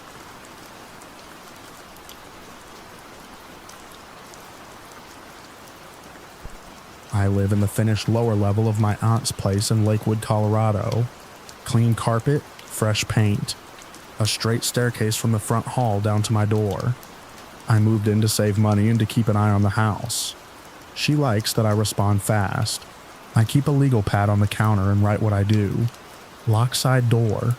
Bring down paper towels. It keeps my head clear. The first time it happened, daylight filled the garden-level windows. I was unpacking bathroom stuff and choosing a towel to sacrifice under the sink. The upstairs rooms were empty. I had already checked the doors and marked it on the pad, then wrote a small reminder to buy paper towels. A black translucent figure walked past my open bedroom door toward the bathroom. Adult height, clear edges, slow enough to register shoulders, head, arms. It didn't look at me. It didn't pause. The bathroom door stood open.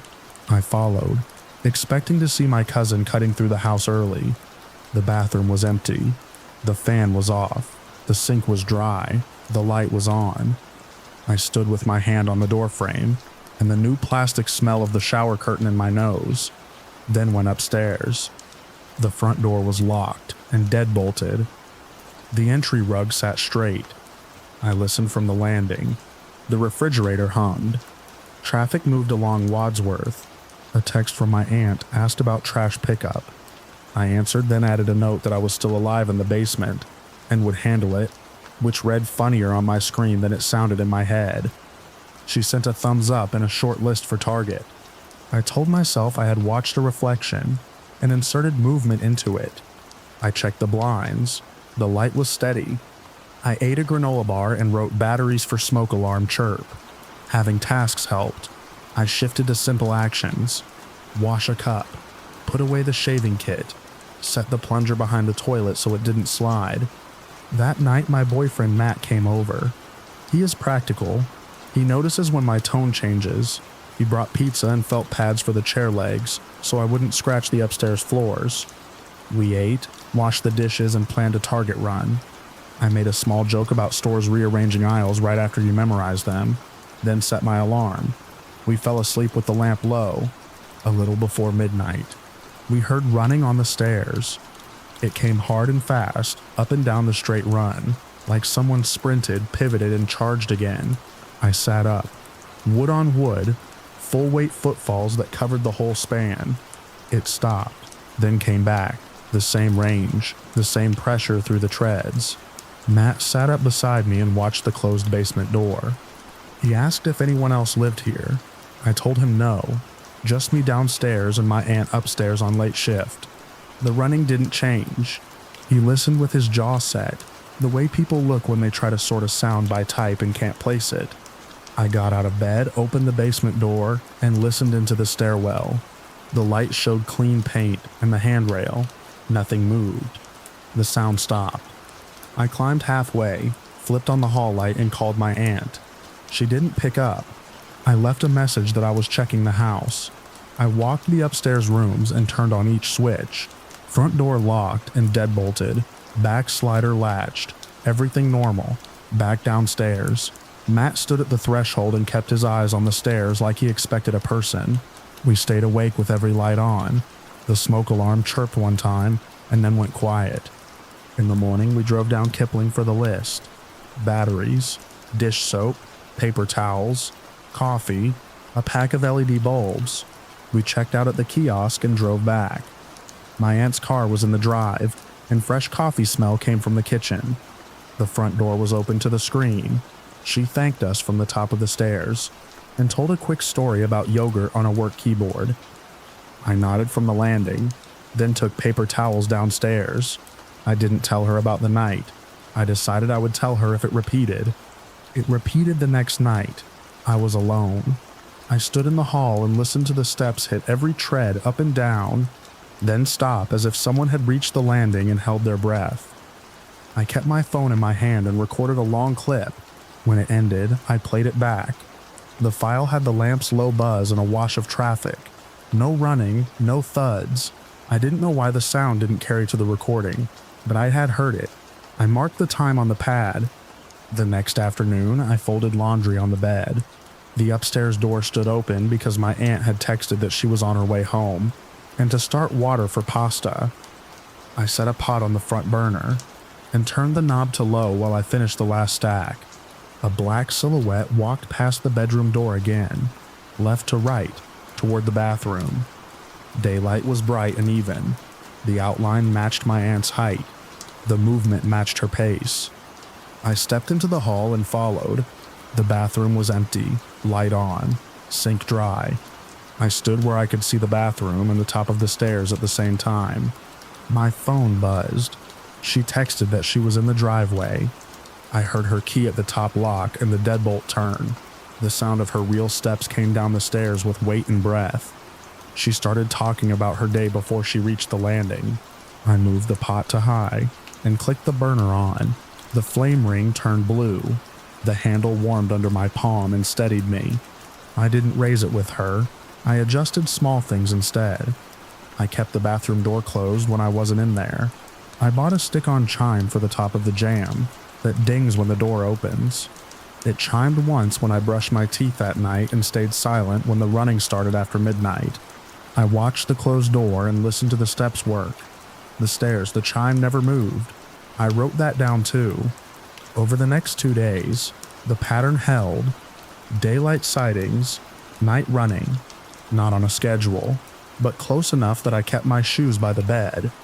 Matt came back and heard the steps again. He stood with me in the hall while we waited out the noise. He didn't offer explanations. He said only that he couldn't figure it, which left the facts clean. His simple agreement set a line I could work from. It wasn't my nerves only. It was a sound with weight that moved where bodies moved. I tried simple tests. I checked the vent by the bathroom for any draft that could shift a door. The slats didn't move. I watched the hall light for a flicker when the running started. The light kept its strength. I set my phone on the dresser with the recorder open and let it run for a long stretch. The file caught ordinary house noise and distant traffic again. Nothing else. I kept the legal pad on the counter by the key bowl and logged what repeated. Daytime figure, into bathroom. Night footsteps. Stairs. Matt's independent hearing on 2 nights. No door chime after midnight. Locked exterior doors each time I checked. The second daylight pass remains the clearest image. The sun sat high. The upstairs door stood open. The hallway held steady light. The black translucent figure moved past my door and into the bathroom. I believed it was my aunt. I spoke in that tone. A minute later, her key turned in the lock, and her footsteps came down with the weight of a person. The order put my belief ahead of her arrival. I wrote that sentence verbatim on the pad, because it described what happened, and stopped there. I changed my habits. I do not call out when I hear steps on the stairs. I wait for the key in the lock in a real voice. I keep the hall light on and the bathroom door closed. At night, Matt pauses on the landing and listens before he comes down. We didn't make a rule about it out loud, but we both do it. I don't have a cause, only a record. In daylight, a black translucent figure walked my hallway with clear edges and went into the bathroom. I followed and found an empty room with a light on and a dry sink. Moments later, the person I had named arrived and came down the stairs. On separate nights, footsteps ran up and down the full staircase with weight. Matt heard them on his own and said so. My phone recordings did not capture the steps. The door chime did not sound during the night runs. I wrote dates and times and small details on the legal pad. I still live downstairs. I answer my aunt's texts. I keep the pad on the counter. I do not say hello until I hear the key turn in the lock.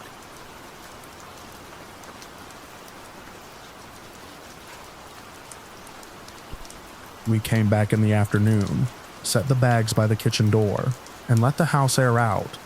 The keys clicked on the counter. The old door to the lower level sat flush in its frame. In summer it swelled, so we kept it shut. I stood near the top of those steps and listened to the usual low hum in the kitchen, the refrigerator cycling, the quiet of a place that had been closed for days. My name came from the seam of that door, in my immediate relative's voice. The request was ordinary and exact.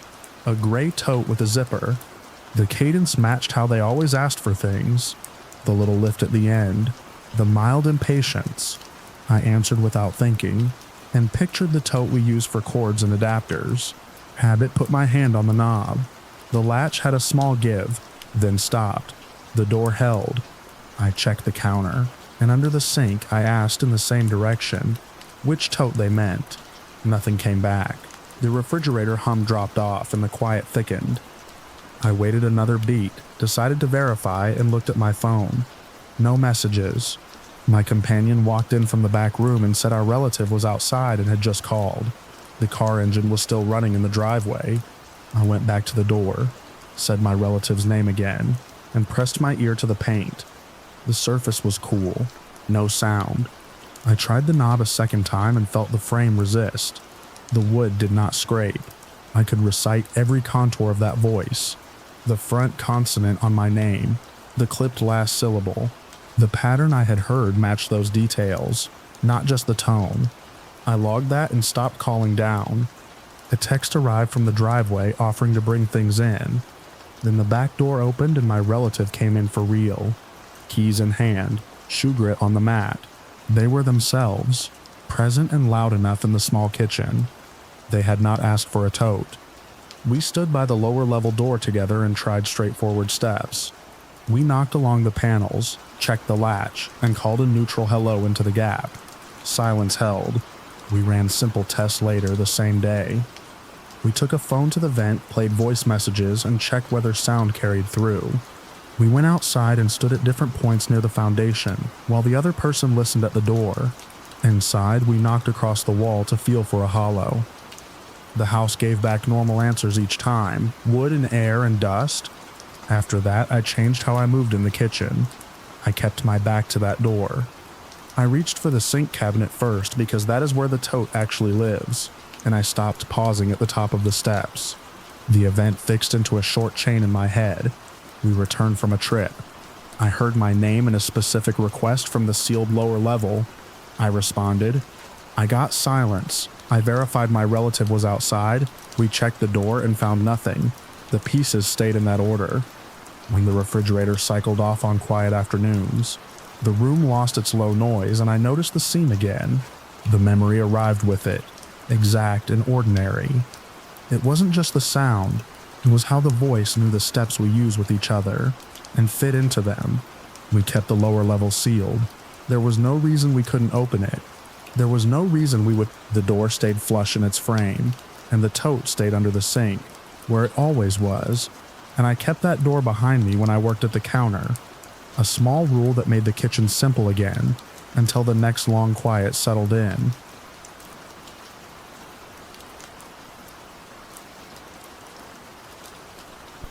I locked the front door like I was sealing a vault. Deadbolt, chain, the old brass slide I almost never touch. Each one clicked in a neat row from sensible to extra. I kept my hand on the cool knob and listened.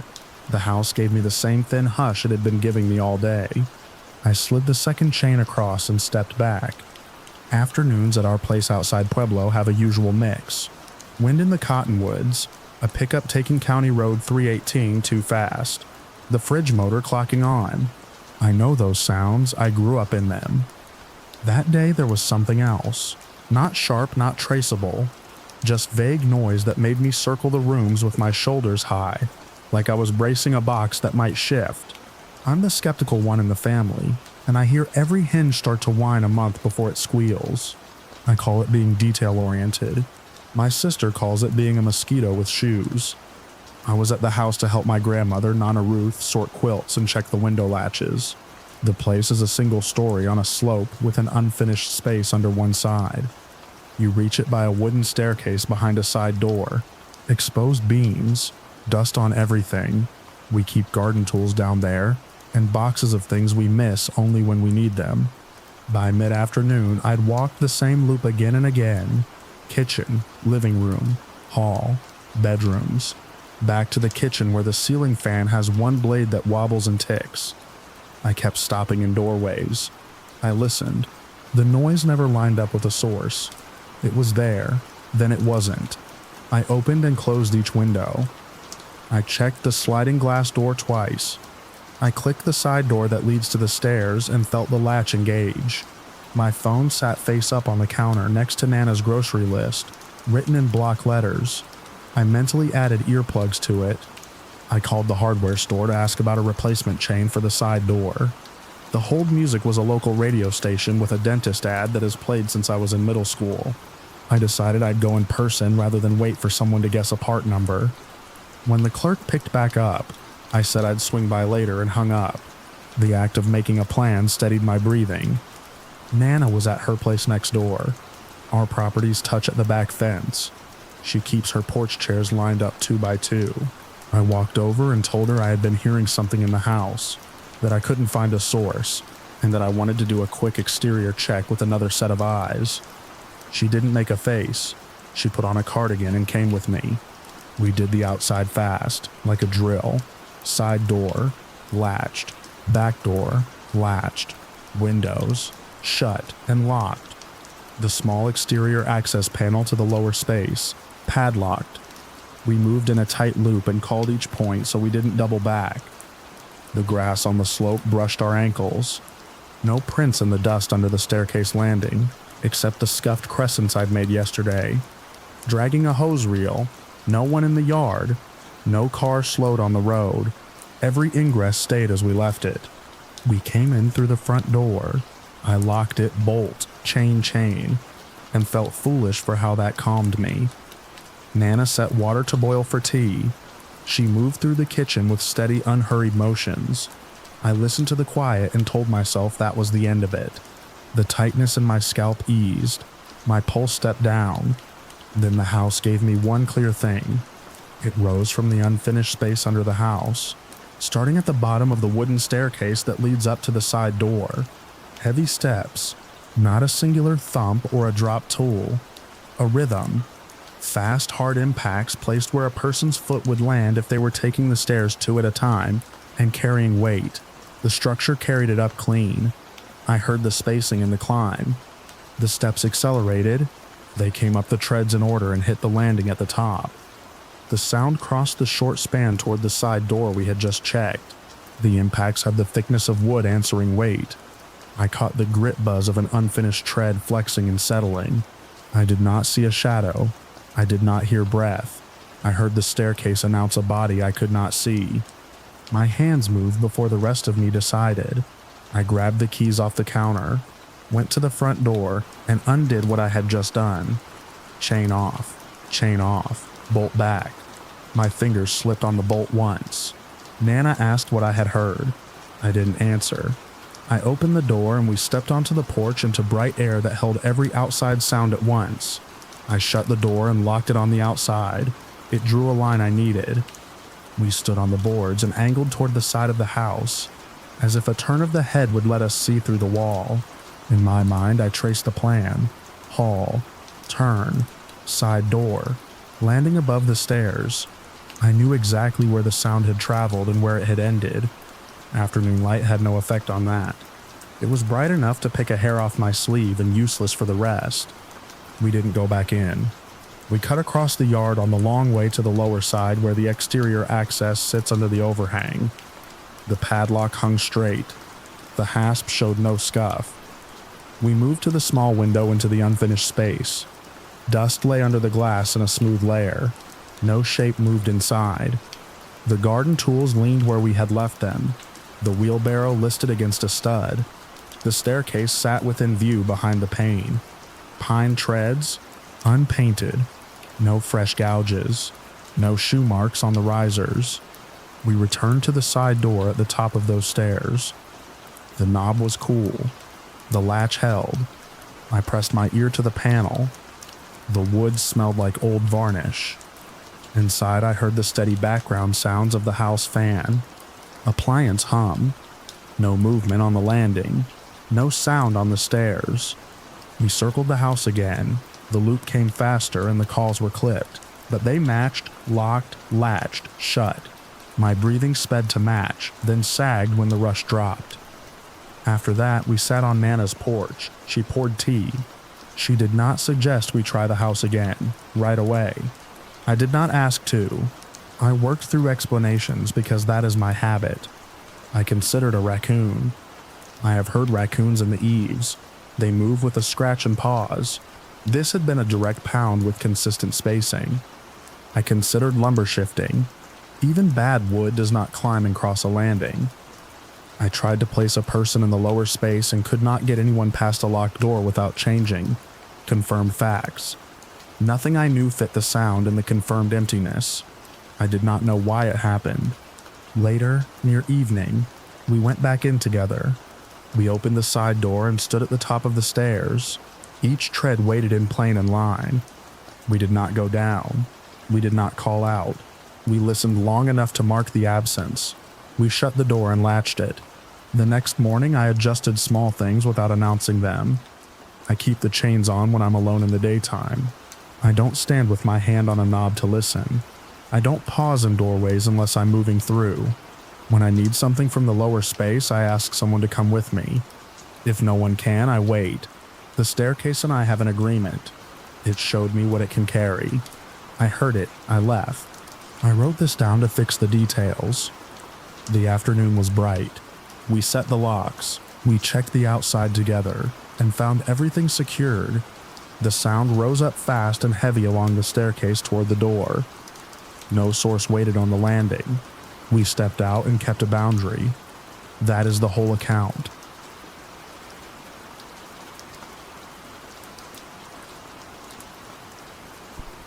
I woke at 04:33 to the ship's hush and a soft tap in the walls. The cabin's divider split our sleeping area from the small desk and balcony door. I had left the desk lamp on low. The room felt watched. The sensation had weight, like pressure on the skin between my shoulders. I turned my head. A person-shaped dark stood just beyond the divider, still impatient. The suggestion of a face turned toward my bunk. I hit the reading light. The figure was gone. The divider looked like what it was. Smooth faux wood, no grain, clean and boring. I crossed to it and pressed my palm to the panel. The surface was warm from yesterday's heat. The ship ticked inside. A suitcase wheel hummed past outside. Nothing else moved. I told myself I had woken inside a dream and broken it with the light. I finished the night on the balcony with bad coffee and humid air. I could almost chew. By breakfast, I had slotted the whole thing under jet lag and resumed the trip. Shore talk, excursion forms, photos. I kept it to myself. The next morning at exactly 04:33, the same pressure found me. I did not need the clock to know it. The figure stood in the same spot, a human outline with the interior erased. It did not advance. It did not tilt its head. It just faced the bunk and held me in place with the idea of a stare. I reached for the switch. The light snapped on. Empty space returned, as if someone had vacuumed the corner. My sister stirred on the top bunk and asked if I was awake. I told her I was fine, and blamed time zones. Later I told her the truth. She ran through options like glass reflections, TV black screen, a corridor shadow. I told her the thing never moved and disappeared the second I turned on a light. She suggested we switch bunks or ask for another room. We swapped beds without filing a complaint. It felt easier to experiment than to explain the problem to someone in a blazer. I set my phone face up on the shelf and tried to sleep. At 04:29, I came fully alert and watched the ceiling. The sense of attention shifted. It was no longer aimed at me. It pointed at her. I climbed down without rattling the ladder and stood between the divider and her bunk. It felt silly to block a stare with a body, but I did it anyway. At 04:33, right on the minute, the figure arrived in its usual place. It kept its aim on the lower bunk and ignored me even though I stood a step away. My scalp prickled. My fingers found the switch. Light filled the room. The figure was gone. My sister started awake, confused. I told her what had happened and watched my face flush as if I had admitted to a trick. We did not sleep after that. We pushed the desk chair and luggage rack into the corner where the figure showed up. It made a small barricade that would not stop a person. It made me feel less exposed. We took turns dozing with lights on. At lunch, we cried in a bathroom stall, then laughed at the mess and moved on to the noon show because the day had to continue. That night, I checked the balcony lock twice and the closet once. I listened to the air conditioner blowing under the bunks like a steady, shy animal. I set an alarm for 0431. The third morning, the ship's roll showed up in my knees.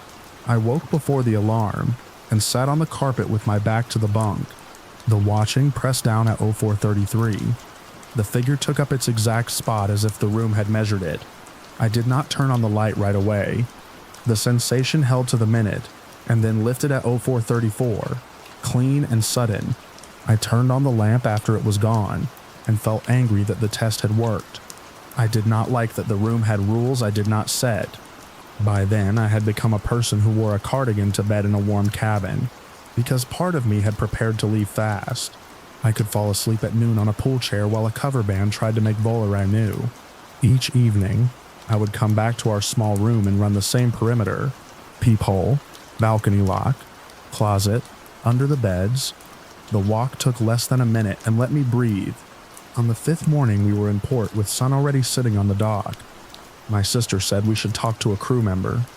We found one near the elevators and said we had a problem at night in our stateroom. We did not say what. He offered maintenance for the air and door seals, or a move if a similar room opened up. He handed us a white noise machine, which he called a device. We took it because it was a step we could take. That night, the device made a bathroom waterfall sound that wiped the edges off the room. The figure still arrived at 0433. I turned the light on so fast my hand hurt. On the last night, suitcases lay open on the floor, half packed. The sky past the balcony was clear. I watched the display change to 0431, then 0432, then stood at the divider where the figure would appear. I wanted to meet it and move it. When the moment came, the watching moved through me without catching. It found the bunk again and set to the same line and angle as always. That was the first time I understood that I had misread it as a person. It behaved like a place. I lifted my arm and held my hand in the path of that attention. Air touched my skin. Nothing else happened. The clock clicked to 0434, and the sensation retracted as if reeled into the wall. I did not turn on the light right away. I did not want to give it the courtesy of a cue. Back home, I noticed the clock a few times at 0433 and lay still to check the room. My apartment walls are quiet and firm. A refrigerator hums. Somewhere a shower starts. No watching lands. The habit of turning on a lamp at night stayed with me. The body keeps small rules that make it feel safe. I make coffee in the morning and write a few lines in the travel journal I took on the ship. I taped in a port stamp and left a coffee ring by accident. I wrote that the first event forced me to check the divider and keep my light close. The repeat locked the time into my head and changed how I slept for the rest of the trip. The figure never crossed the divider. It never touched us. It vanished every time I added light. The ship was warm and crowded and loud by day.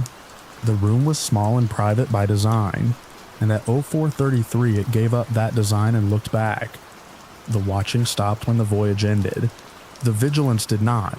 I still rehearse the switch in my head before dawn, and stand a little to the side when I pass a thin wall in the dark, just in case the space has learned a habit I do not want to feel again.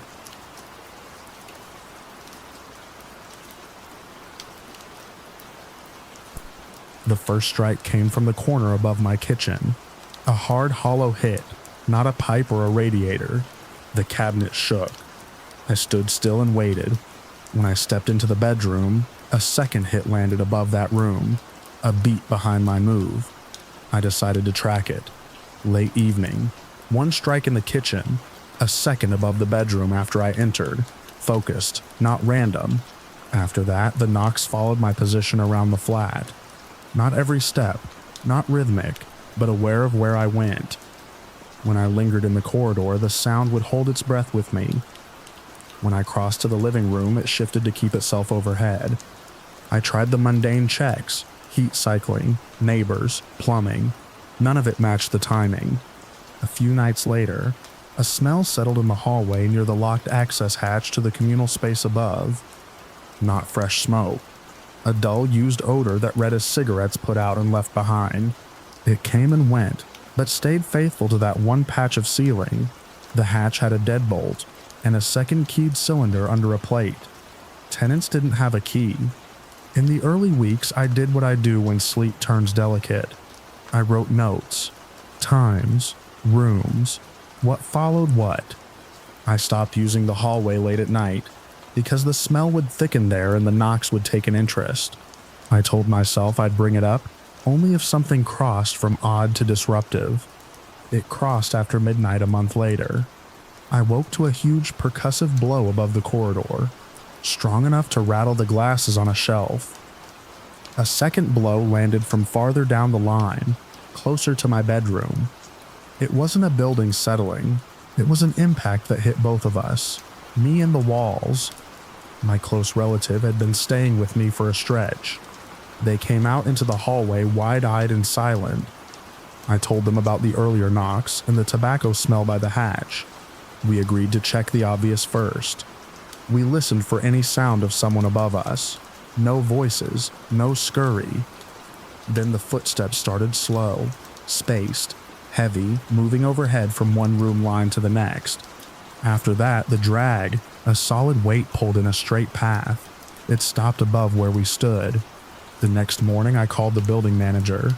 He came up with a ring of keys and the calm tone people use when they want to keep things simple. The hatch resisted the first key. The second key didn't seat either. He swapped out to a backup set and still couldn't turn the cylinder. He looked more closely and said the lock showed no sign of tampering. Maintenance arrived with new hardware and a stepladder. They removed the plate and pulled the cylinder. The inner parts looked untouched. They slid the hatch open, and a cool draft came down that same patch of corridor. The space above was what you expect. Boards, insulation, dust. They checked the joists and duct lines with a flashlight. No footprints, no disturbed dust, no loose vent caps. When they tapped around up there, the sound came back small and honest. They reassembled the hatch with a new lock and left me with a no access verified note. That night, the tobacco odor returned to the hallway and held steady until morning. I opened windows. It persisted in that one place like it had been poured there. I slept an hour at a time and woke to the memory of the impact. Over the next weeks, the pattern built itself into our routine. The knocks tracked our positions. When I stepped into the living room, one landed above that ceiling. When I lingered by the bedroom door, it answered from that line. The footsteps covered runs of joists above us, and then stopped in direct alignment with where we stood. The dragging sound only appeared after the footsteps, and only in a straight path. Then it ended clean. Each time, I tried the reasonable read first. I checked for drafts that might carry smell. I walked the building periphery outside at night to see if a neighbor smoked below a vent. Nothing matched the location or the timing. My relative brought up moving to the couch because the bedroom felt watched. I said I'd ask the manager to open the hatch again to be sure there wasn't an animal or loose ductwork. I wrote down the times of the knocks that followed me across rooms. I timed the gap between my step and the sound, usually 2 or 3 beats. I kept the notes because that's what helped me feel like I had a handle on nights when my sleep is thin. Weeks later, we had the worst incident. Just after 2 a.m., a single concussion hit the ceiling above the corridor, hard enough that the doors along the hall flexed in their frames. I sat upright and felt my heart slam. My relative opened their door and stood half in and half out. We didn't say anything. Then the steps started above the corridor. 3 slow steps and a stop. The drag followed, heavy and straight, and ended above the center of the hallway where the hatch sat closed. We didn't go under it. We went to the living room and sat with the lights on until morning. By daylight, it felt ordinary again, like it always did, which made it worse. I called the manager and asked for another check. He scheduled maintenance, and I made myself be polite. They opened the hatch, the same dust and the same patterns. They photographed the undisturbed boards. They replaced the cylinder again to satisfy me. They logged the work order and left. The smell of used tobacco met us in the corridor that evening and stayed low, as if the air held it at chest height. The alarm didn't sound. The smell didn't disperse into the other rooms. I got in the habit of holding my breath for that section and letting it out by the kitchen, which made no sense and helped anyway. We tried to explain it to family without bending the facts to make a point. My mother visited for a weekend and declared she would not be spooked by normal building noises. The first night, a single loud strike hit the ceiling above the corridor at 2:17 a.m. She stepped out and stared at the hatch like she was trying to read the lock from below. The drag started a moment later. She didn't say much the next morning. We ate breakfast quietly with the windows cracked. Through that first year, I kept my behavior practical. I logged events. I checked with the manager each time something crossed from odd to disruptive. I tried to sleep at the edges of the night the way you do when mornings are the only safe ground. We ran through the mundane checklist every time. We were the top floor, so there was no apartment above. The attic space showed no disturbance when opened. The hatch hardware stayed intact between checks. The smell was specific to that one piece of air. I didn't know why it chose that spot.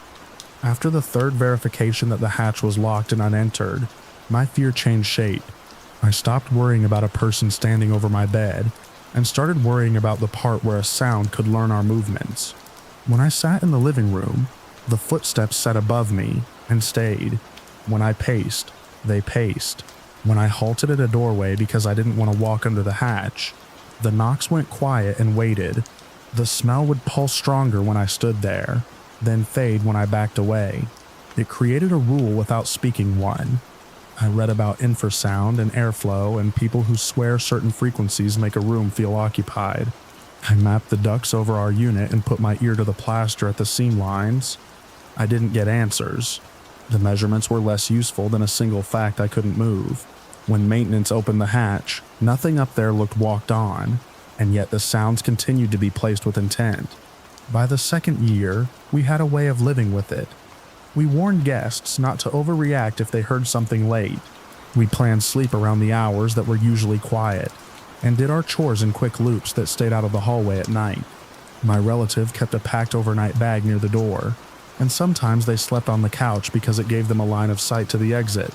I stopped standing directly under the hatch, which felt like tempting a reply.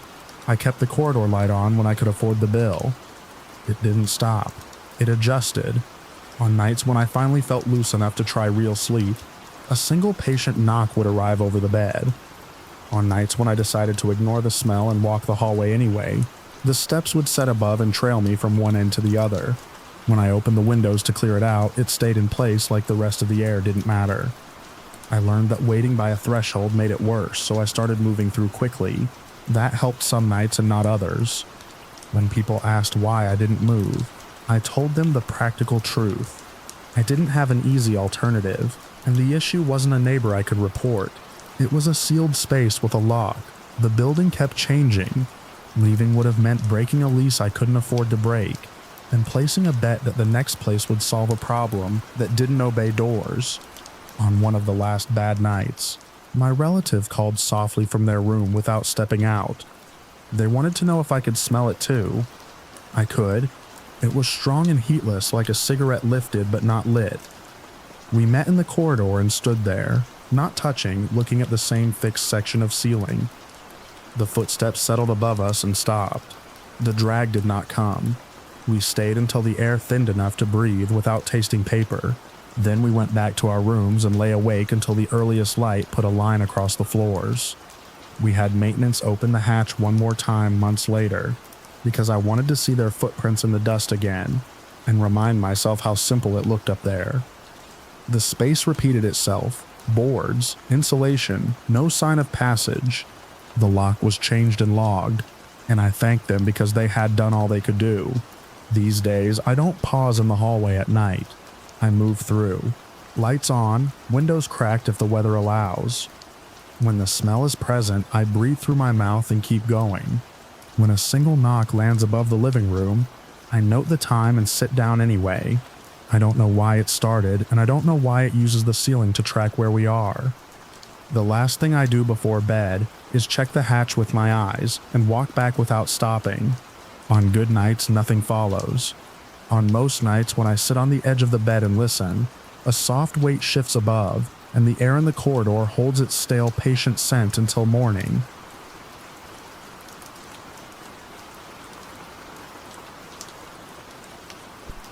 The week after we finished the upstairs room, The house started making decisions without me. I stood at the kitchen sink at 11 in the morning, rinsing out a metal filter when a chair scraped across the new planks above my head. It wasn't a creak or a settling pop.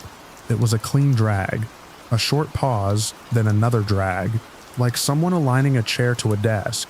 My dog went still at my heel. My cat lifted her head toward the stairwell and held it there.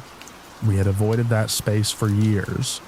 Old leak stains, weird insulation, stale air that clung to clothes. Then I had it patched, skim-coated, painted pale gray, and floored. Sun came in clean from the dormer.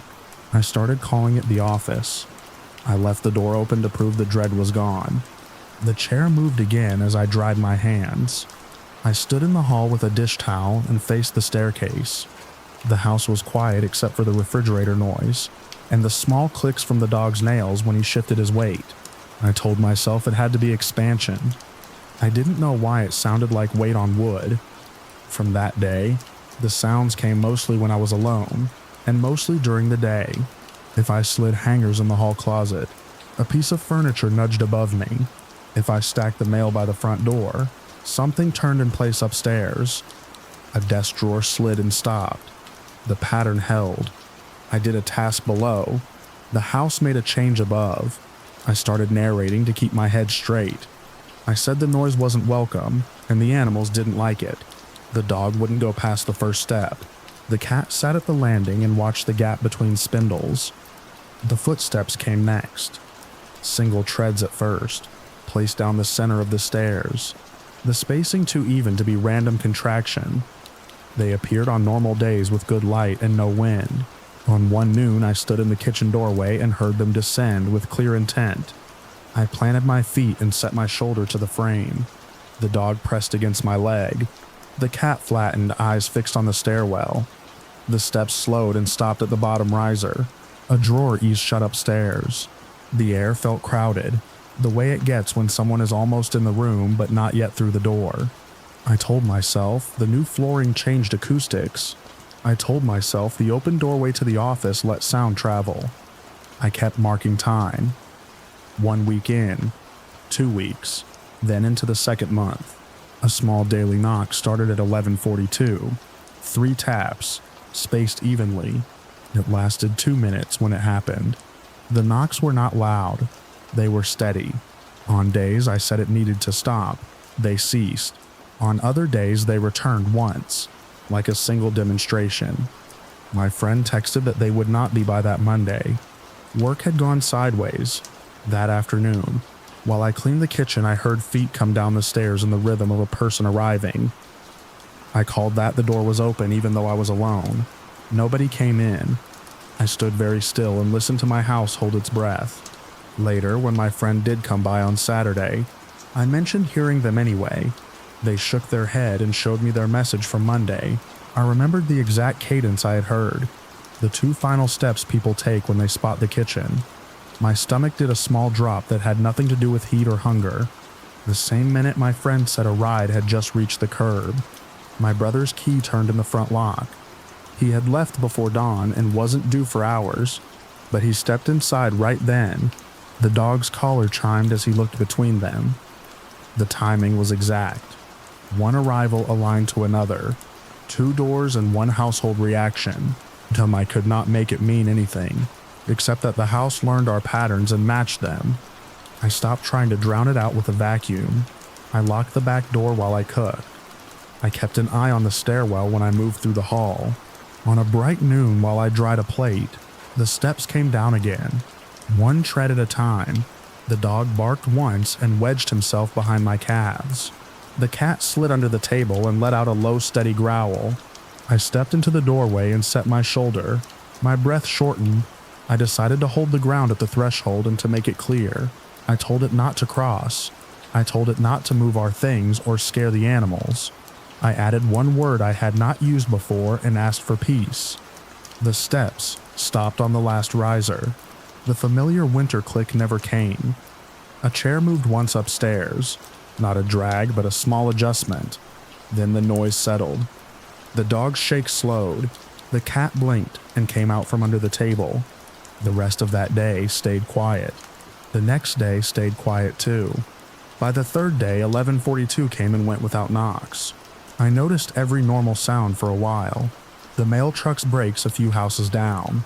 A cupboard door I shut myself. No furniture shifted alone. The air felt ordinary in the stairwell. Weeks stretched into months. I used the office without bracing. The animals started up the stairs again. The dog went first to the landing and waited for my voice. The cat walked the whole way in and sat on the windowsill like she had always owned the ledge. My friend came over and we both admitted we had been tense for no useful reason. My brother stood in the doorway of the finished room and said the paint color worked. I kept my boundary by habit. I still did not allow the idea of it crossing the kitchen threshold. Sometimes I pause with my hand on the kitchen frame and look up the stairwell into good daylight. The paint holds. The floorboards sit tight. The bottom riser does not click. The doorway is a line I choose each time, and the house has kept it since I asked for quiet.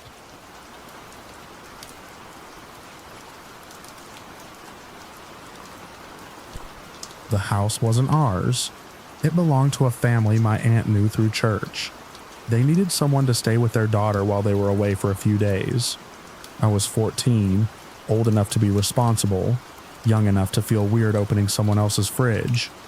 It was a big farmhouse outside Luray, Virginia, set back from the road with a long gravel drive and a leaning mailbox.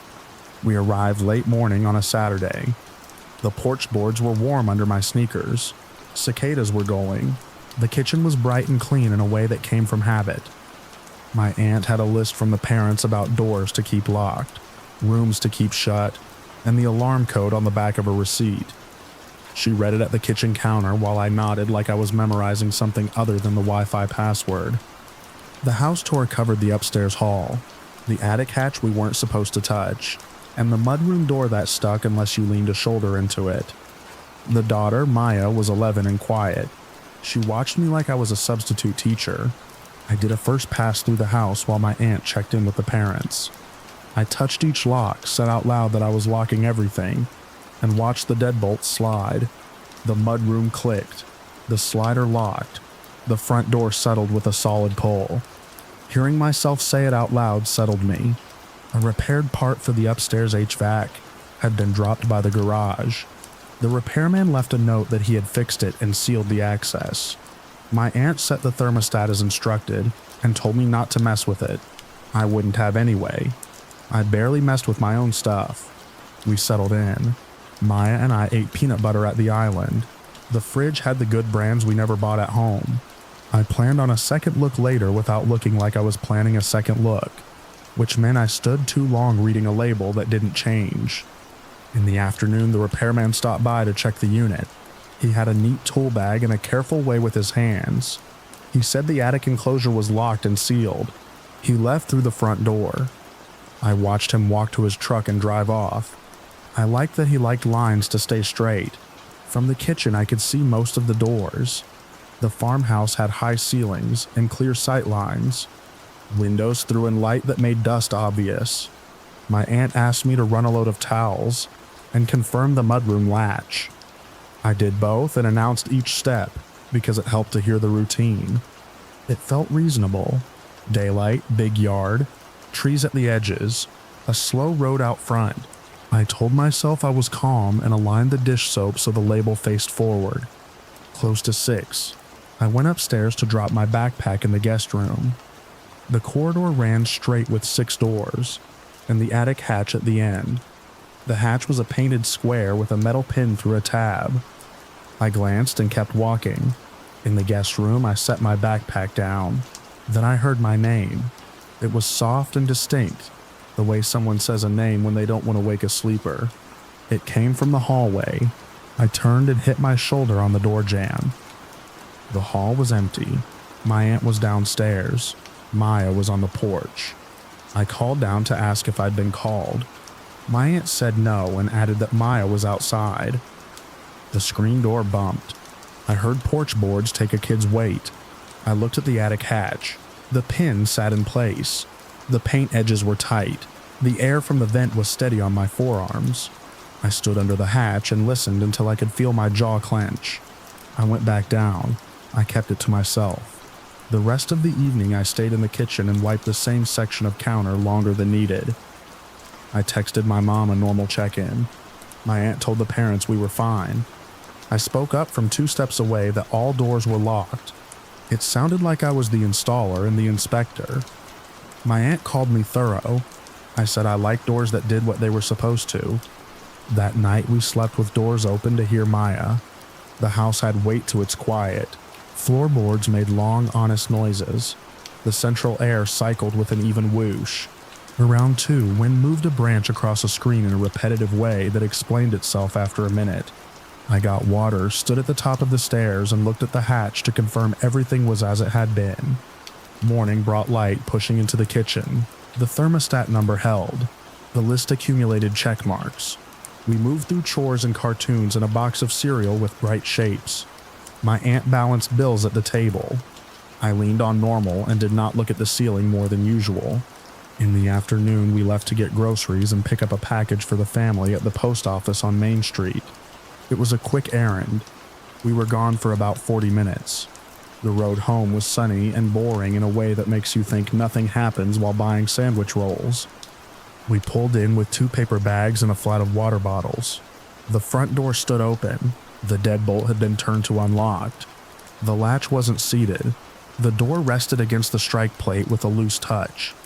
The entryway air felt cool, more than the porch, which told me the house hadn't been open long. My aunt told Maya to wait by the car. She had me set the groceries on the porch. We went in together. Every downstairs door stood open. The slider to the deck, the mudroom, the back door by the laundry. The door to the garage was wide. 2 window latches sat turned up, not clipped down. Nothing looked rifled. The TV sat where it sat. The tablet with the cracked corner kept charging on the island. We didn't touch anything. We moved room to room. My aunt named each space clear in a steady voice. When she asked me to check upstairs, I said yes before hesitation could take root. At the top of the stairs, the hallway felt like a line I hadn't noticed until I crossed it. The attic hatch was off its seat by an inch, shifted up into the side. The paint at one edge showed a fresh chip. The metal pin lay on the floor under the hall light. The repairman had said the enclosure up there was sealed. The hatch had been held and now it wasn't. I didn't touch the panel. My aunt came up and looked at the hatch. She asked if I had been up there. I told her no. She asked again for the record. I told her no again. I understood why it had to be asked. She called the parents and gave them facts. Doors open, deadbolt turned, attic hatch displaced, pin removed, nothing missing. She asked about keys. No one else was scheduled to come by. She called the repairman. He said he hadn't returned, and he had left the hatch pinned. His voice stayed professional. I heard the irritation under it. We checked closets, under beds, the laundry crawlspace door, and the basement bulkhead from the top step. We found no one. We found open paths, and one straight pin on the floor. I kept my hearing tuned and found only the unit's steady hum, and the fridge's compressor cycling on a short, honest click. I thought about my name in the hall. I didn't say it. We decided to stay, because walking away from an open house with a kid didn't feel like a plan. We went through each door and window and locked everything again. We set the alarm and watched the green light. The vents pushed cool air across my arms. The thermostat held. Maya asked if things were okay. I told her we'd hang out in the kitchen. She brought a coloring book and filled each shape carefully. My aunt made coffee late and let it go cold. I took the trash to the outside bin and chose a route that kept me from passing the mudroom door. Toward evening, we noticed small changes we would have missed without an inventory in our heads. The upstairs linen closet latch sat open, though the door was shut. The guest room shade stopped at a line I wouldn't have picked. None of it proved anything. It added to the list of things moved from where we set them. We ate at the island. I sat with my back to the room so I had doors in front of me. Fatigue set in. We checked the locks again. We kept our bedroom doors open. The house held steady. The hum of the unit marked time. Sometime after midnight, wood swelled, and the hall's interior door latched itself with a soft, unclean click. I sat up. In the next room, my aunt rose too. We remained quiet. The unit kept its pace. The house settled and stopped. Morning returned. The doors held this time. The attic hatch remained displaced by an inch. The pin still lay on the floor. We could have reseated it. We didn't. We kept a respectful distance. My aunt left a message for the repairman to check the hatch. He said he would come that afternoon. We confirmed the things you confirm when a stranger might have been inside. Wallet, keys, tablet, a small jewelry dish with 2 rings and a thin gold bracelet. All present. No drawers were dumped. No cushions were lifted. No sticky marks on frames. Just barriers opened where they shouldn't be. And one access panel shifted from where it was set. Before the parents came home, we wrote down the sequence. Time we left. Time we returned. Which doors were open. Upstairs finding. Deadbolt position. Attic pin on the floor. Hatch displacement. I added that I had heard my name from the upstairs hallway the day before. We kept the words short and literal and stuck the page under a peach magnet. The parents arrived early. We told them in the kitchen with the island between us. The dad went upstairs, stood under the hatch, and came back down. He asked if anything was missing. We said no. He accepted that and held to it. No one asked for a theory. We left in the afternoon. In the car, my aunt asked if I was okay. I said I was because I had kept a kid safe for 2 days, and the job was to leave the place as we found it, minus what we couldn't control. The fields along the road made calm lines. Gravel spit under our tires near the end of the drive. At home, I checked our locks without fanfare. I began closing interior doors at night because open thresholds felt like invitations. In a quiet hall, my attention sometimes folded around the shape of my own name, the way it had that first day. I don't know why the door stood open. I don't know who moved the attic hatch. Nothing was taken. I keep doors locked now, and I track the pins that are supposed to keep things shut. I don't stand under attic hatches anymore.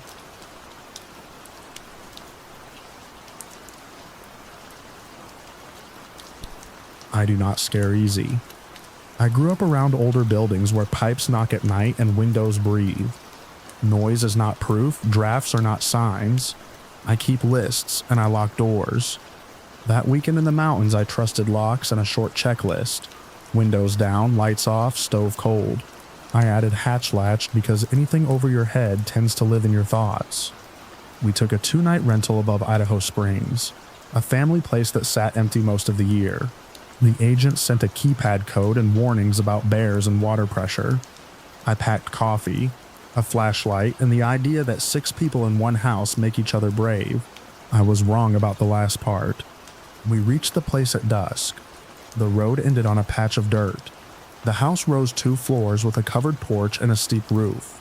The entry opened to a narrow hall, living room on the left, kitchen on the right, stairs at the back, and a door to a mudroom in the rear deck. The second floor held 3 small bedrooms and a hall bath. The ceilings were low. You notice that more when you lie down. I took the front room over the porch. Parker and Jess took the room with the queen bed. Sam and Lena took the corner room. Mark said he would sleep on the couch to catch early coffee. I ran the first sweep. Doors locked, windows shut, thermostat set. In the upstairs hall, I looked up at the attic access, a square panel with a ring screw at the center. There was no pull string. I reached up and felt the seam. It was flush. I pushed. It did not move.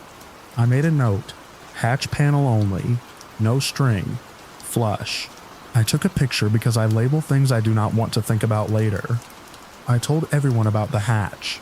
It sat over the hall exactly where you do not want surprises at. 3 a.m. They joked and said we would deal with it if we needed to. We did not have a ladder in the house. I offered to run to the little market in town for dish soap because the house bottle was half full. Then I remembered I do not drive mountain switchbacks after dark for soap. We ate, played cards, and set an overnight plan.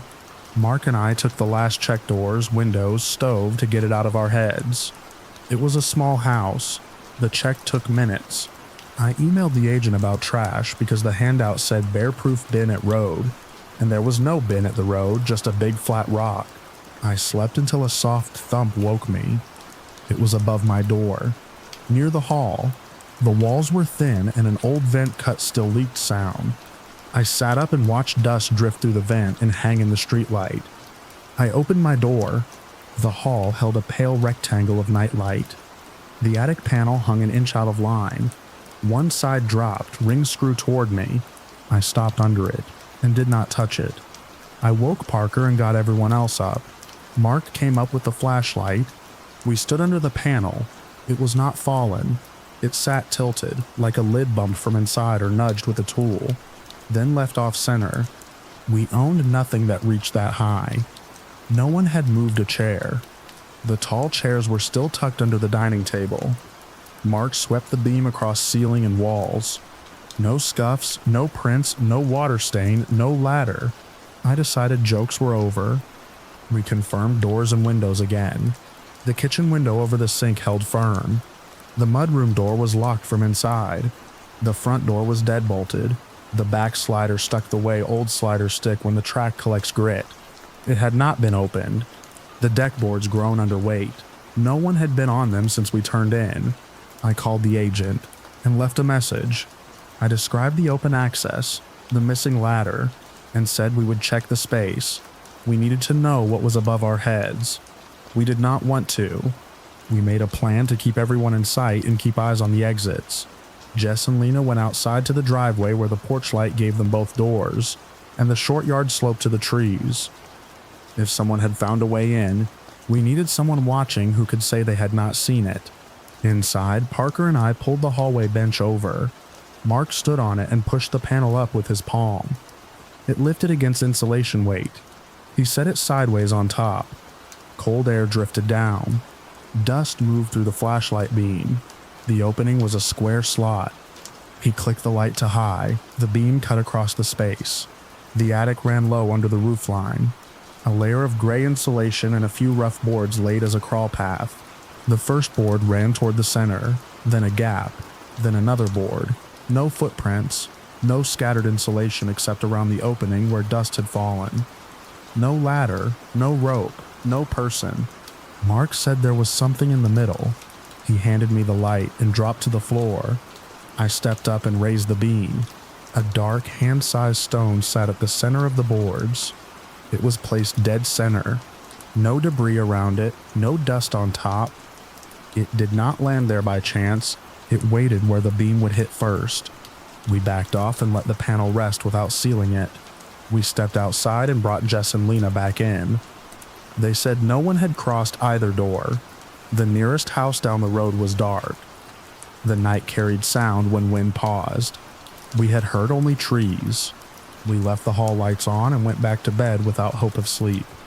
I lay on my bed and fixed my eyes on a corner seam in the plaster until my head steadied. Morning gave us a little courage.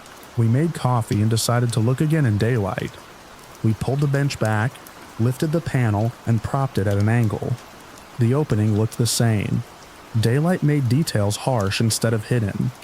I went up on my knees with my hands on the boards. The air was dry. The insulation left little fibers that itched. I slid the light ahead and kept it low. The stone sat as before. I said I was going to move it. Parker took 2 pictures, one wide and one close. Timestamps recorded. The pictures showed the stone centered and the boards clean. I picked it up. It weighed more than it looked. Most of it was smooth. One edge was rough, chipped. No writing, no paint. I set it on the board near the opening. I wanted it close enough to reach if nerves took over, and I needed to get it out of the way. We checked for entry. No soffit holes. No roof cut. No crawl. The attic ran to the edges and stopped. I swept the beam, boards, insulation, an old stain not under the stone. The access ended where the roof ended. We lowered the panel and agreed on next steps. We would leave for a few hours, lock up, call the agent again, and look for any neighbor or caretaker in daylight. Then we would return and see if anything changed. We drove to town, ate, stood in a strip of sun by a hardware store, and drove back. The driveway had only our tracks. The porch was the same. The front door opened to the hall. The attic panel was closed. Flush. Perfect. We did not push it. The seam sat clean and square. I took out my phone and showed last night's picture, and the one from the morning, then took a new shot of the closed seam. Parker took one too. It felt like proof of a narrow thing. The panel had been open, then set back in, squared off. None of us had done it. We had not moved the bench after breakfast. It still leaned against the wall.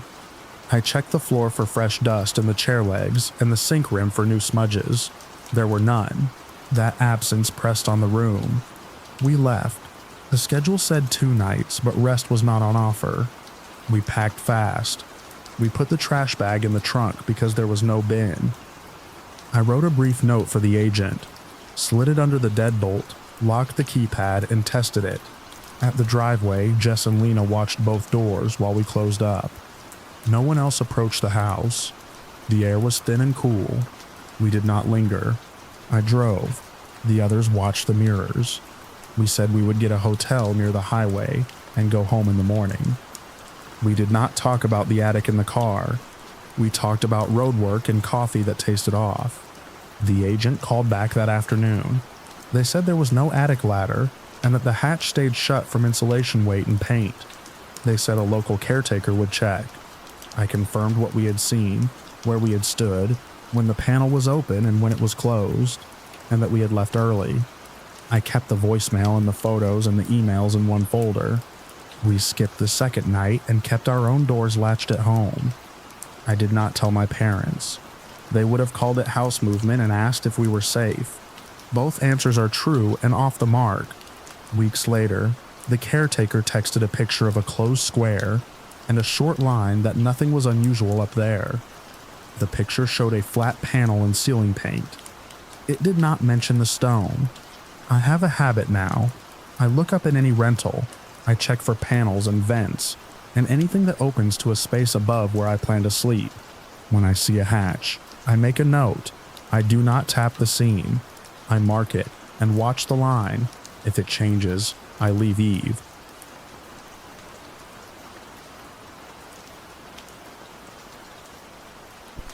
I spent most weekends at my sister's place, long enough to know its routine noises, the refrigerator hum, a few baseboard clicks, the passing trains. The attic had a different sound. After midnight, weight moved overhead in a straight line, heel-heavy and patient, crossing above the hallway and coming back the same way. The house was small, the attic a low crawl with blown-in insulation between joists. No one could stand up there. Nothing big could run. Still, the pacing returned on a schedule the rest of the house never kept. We labeled it wildlife and went on. The attic hatch was in the hall ceiling. If I stood under it, the path set itself out by ear. Start above the front bedroom, travel to the far end, stop, turn, and retrace. 10 to 15 minutes, then silence. Some nights it woke the baby. We waited it out and tried to sleep. I told myself it was raccoons. The path disagreed. A relative who'd framed houses offered to check. He arrived before dusk with a headlamp and a respirator, and set the ladder. I held the base. He pushed the cover up, rolled onto the joists, and worked forward on his forearms, keeping his weight on the wood. The lamp threw a pale tunnel between the truss webs. I could hear his gloves rasp on the joists and his tape measure knocking lightly against something solid. He took his time. He checked for staining, torn insulation, droppings, nests, or any sign of a route. He tested for movement in the ductwork and put a hand on the return to feel for vibration. He crawled the length he could and backed out, careful where he set his knees. When he came down, the clean band from the headlamp strap cut across the dust on his forehead. He said the space wouldn't support movement without leaving a trace. He listed what he hadn't found and what would have given it away if it were there. I stood under the hatch after he left. The house went quiet around 1. The sound started early that night. The same line, the same turn. Each step hit like a person settling weight onto old boards. I counted the travel time from one end to the other, and got the same number both ways. I checked the ceiling for shaking and saw none. The hatch cover didn't rattle. The light fixture didn't swing. We stopped calling it raccoons because the crawl gave us no place to put raccoons. We tried simpler answers. Settling would not repeat in a measured path. Wind would not lay down footfalls and then stop clean. Ducks would flex once and be done. None of those matched the pacing. For months it came and went, most nights within an hour of the same time. On a few nights it skipped. On others it ran longer, like a loop we could not break. We adjusted around it. We kept the hallway clear, and I moved my sleeping spot away from the hatch when I visited. If the sound started, we didn't climb up. The relative survey became our limit. If he could not find a place for weight to travel, then stepping into that space during the noise would not give us anything except a hole in the drywall. We decided to wait it out and see if it changed. It never did. The path remained. The crawl remained too small. The insulation stayed unmarked. We were left with what we could write down: a confined attic, a regular pacing route, a check by someone who knew the structure, and no physical source found. The uncertainty remained after the test. Instead of shrinking, that became the part I noticed most. Lying awake, I listened for the turn at the far end of the route, then watched the light fixture in the hall hold still, while the weight came back across above it, steady, step by step, through the shallow dark of that roof line, and then it stopped again, in the same place as always.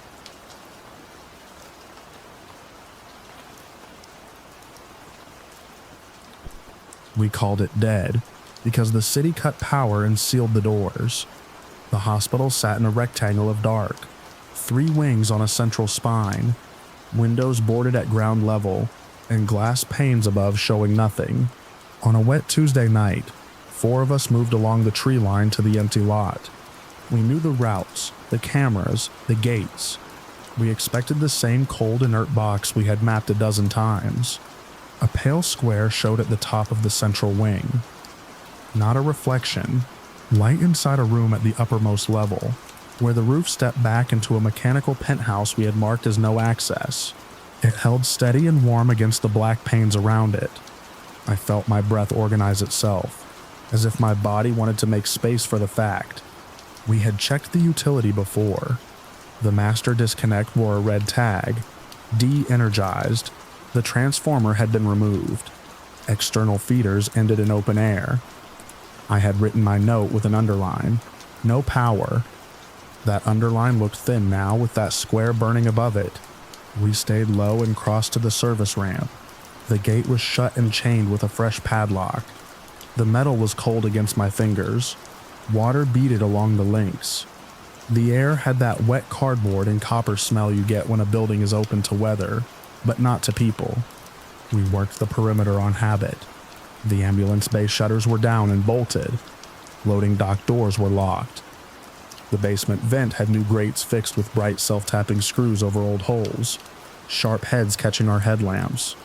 At the side door we used to thread with cord. The plates now overlapped.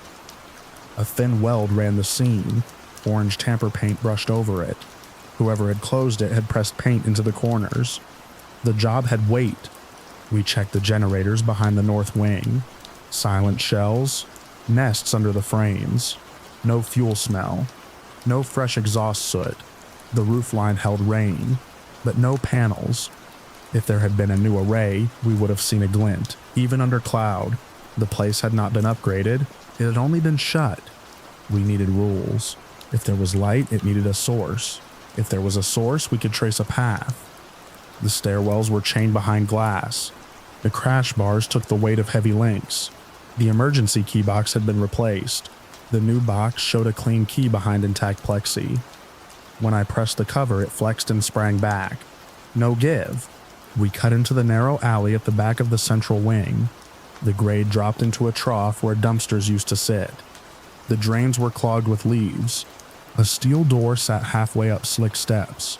The orange tamper paint framed the latch, the line unbroken. 2 new starhead screws pinned the faceplate. I touched the heads and felt the sharp burrs around the slots. We looked up again. The window made a steady square on the wet night. It was not the blue wash of tube lights. It had the soft edge of a filament, or a warm LED. I tried to rebuild the path in my head. In a hospital, emergency circuits run in zones.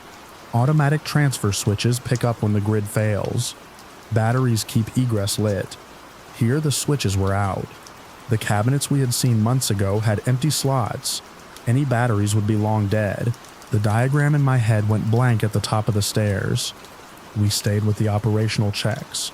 We rattled handles, tested hinges, photographed the padlocks, welds, and seals.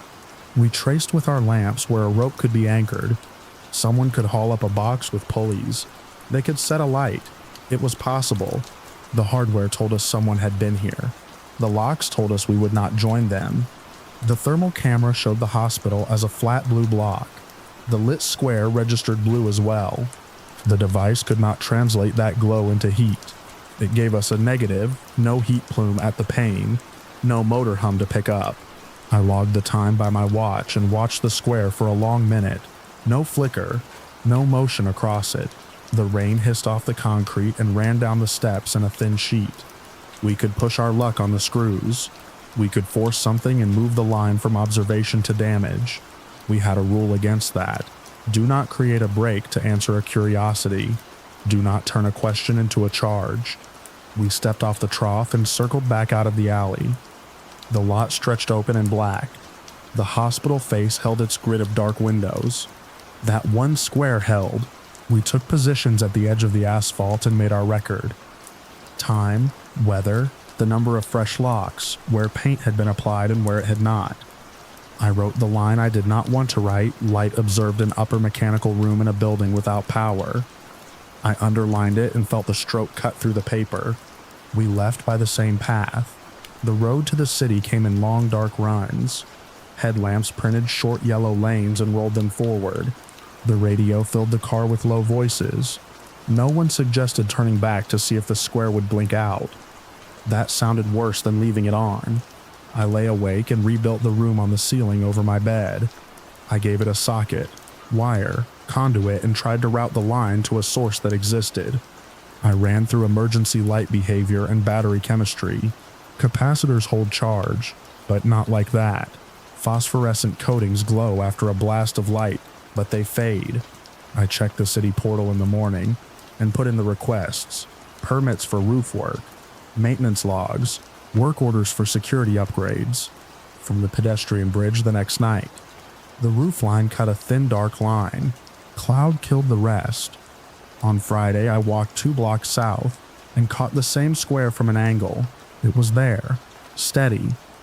If it had been a one-off test, it had become a pattern. If it had been a man on a timer with a battery box, the timer had not cycled off at any hour I could catch from the street. The records came a week later.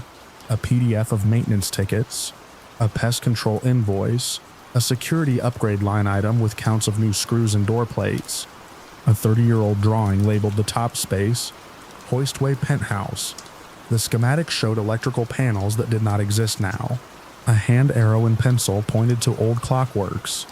The scan smeared in the corner and lost a third of the note. It was the right level. It gave no cause. We tried once more. We walked the same loop. The paint lines were still unbroken. The screw head still perfect. The keybox was unbroken. The square still burned above us. It had become part of the building's face, like a mark you miss until someone points it, after which you cannot look without seeing it first. When people ask what we saw, I keep it clean. We saw light in a locked and decommissioned hospital. We checked every lawful path and it did not open. We did not cut. We did not pry. We did not call for someone with a badge, because that was not the point. The point was to stand at the line and record what crossed it. The only thing that crossed that night was illumination where there should have been none. I carry the square now as a fold in my pocket. Some nights I unfold it and set it on a roof above an empty lot. I let it steady itself against the dark. I list the possible causes again and give them each a turn. Then I turn out my own lamp and wait for my eyes to adjust. One warm square hangs where nothing should be on, and I lie still and let it stay there a little longer than last time, until it is the last thing to go out in the room.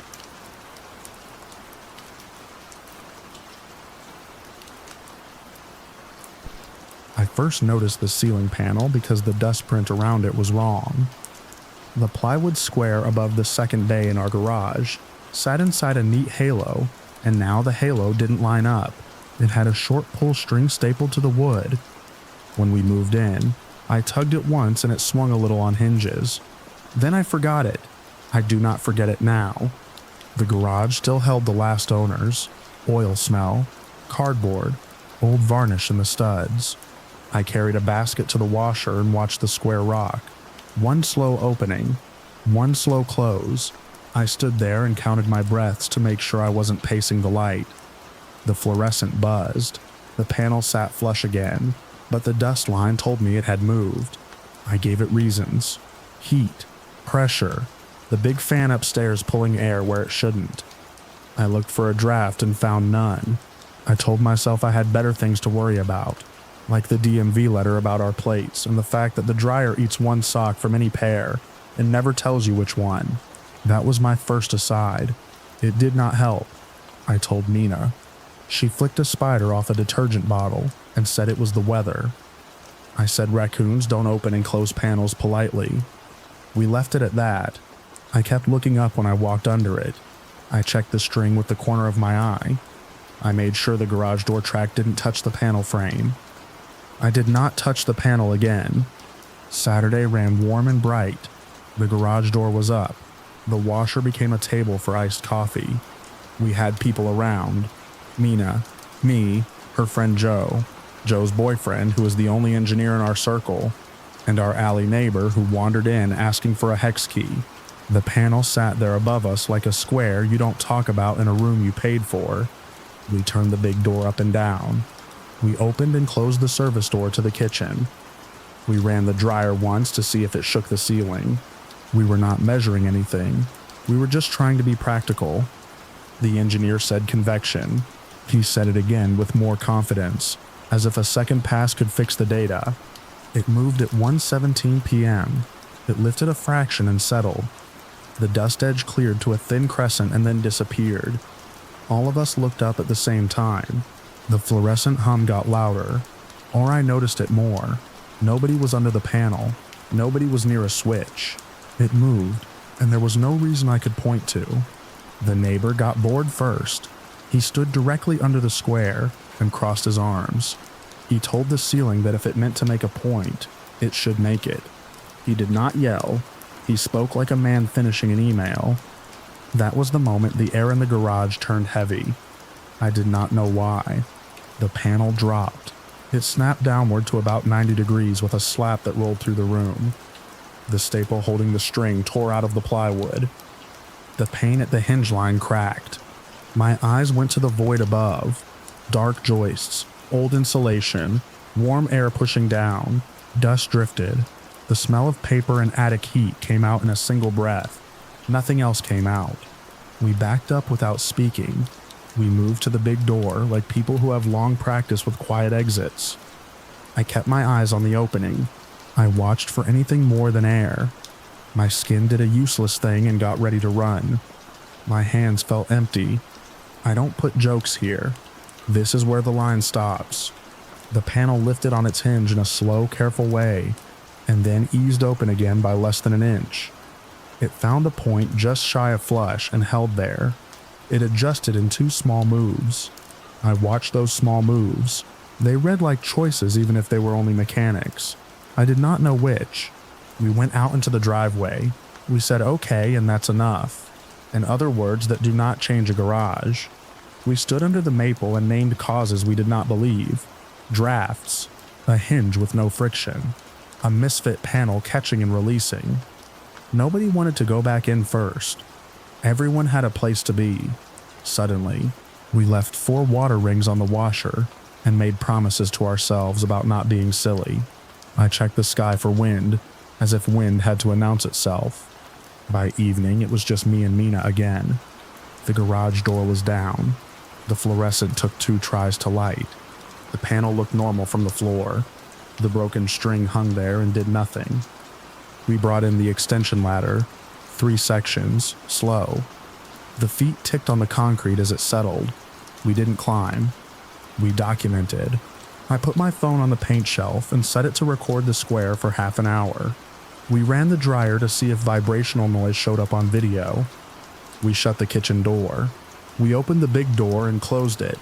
We tried to reproduce the exact pattern from the afternoon, and failed. The panel stayed still. The video showed stillness and a buzz. I watched it twice, which is how I watch any home repair tutorial I don't want to attempt. We made a plan. We would call a pest company in the morning. We would call a contractor about the hinges and a latch. We would add hardware that turns a loose square into a fixed square. I could afford a camera if I skipped eating out for a month. That was my last aside. They stop here. We slept badly. The air in the house felt like it carried something unfinished from the garage. At 4 a.m., I woke and looked at the square bedroom vent, and thought about the other square and counted the ceiling screws in the drywall cross. I did it to have a number. In the morning, I watched the garage video with sound up. There were 4 taps near the end. They were soft and spaced like someone testing a surface. The panel did not move in the frame. The microphone caught the taps. There was no other sound between them. I replayed that section and looked at the timestamp, and then at the ceiling itself. I did not call them anything. I wrote down 4 taps. We did the calls. The pest company put us in an afternoon slot. The contractor could come on Tuesday. I bought a simple contact sensor and a cheap camera at the hardware store on Lawrence, and set both to notify my phone if the panel moved. That took me 1 hour and 2 trips, because I forgot the screws that match the plastic anchors.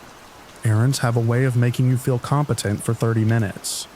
The neighbor came by to ask if we had the hex key he wanted yesterday. He did not mention his line to the ceiling. I did not bring it up. He looked at the ladder and nodded like ladders are universal. He said pressure again. He said it with less volume. I said we would get a latch either way. We both looked at the panel, but not for long. The pest tech climbed the ladder with a headlamp and a mask. He shined the beam around the joists and the insulation and told me what he did not see. No droppings, no nest, no chewed wiring. He measured temperature and said the attic was hotter than the garage. He said that could cause small movement. He did not say it could cause a sudden drop like we described. He showed me a small gap at the frame where the panel sits, and said he could add weather stripping. He did not find an animal. He left me a copy of the invoice and a card.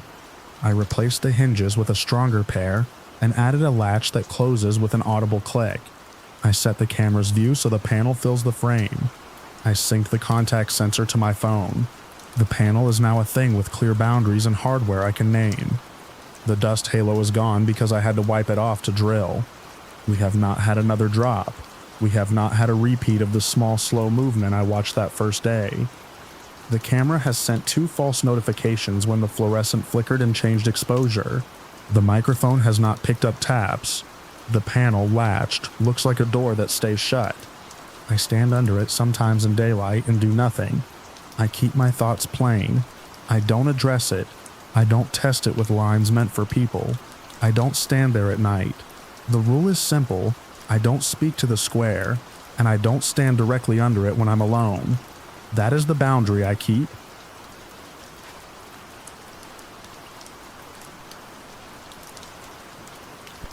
I book weird hotels for the same reason I cross-check Notems twice.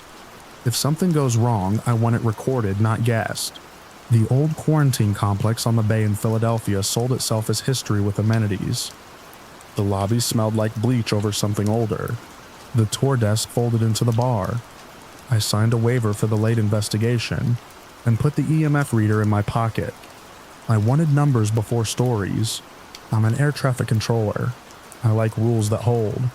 My friend Mark sent the package link and swore the sensor wasn't junk. He showed me the calibration key. I told him I wasn't installing an app that wanted my location and notifications.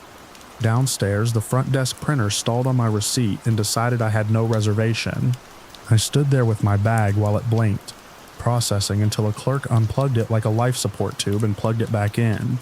The paper finally came out warm and crooked. Our guide wore a black windbreaker with reflective tape and carried keys that didn't jingle. She laid out the rules in the service hallway.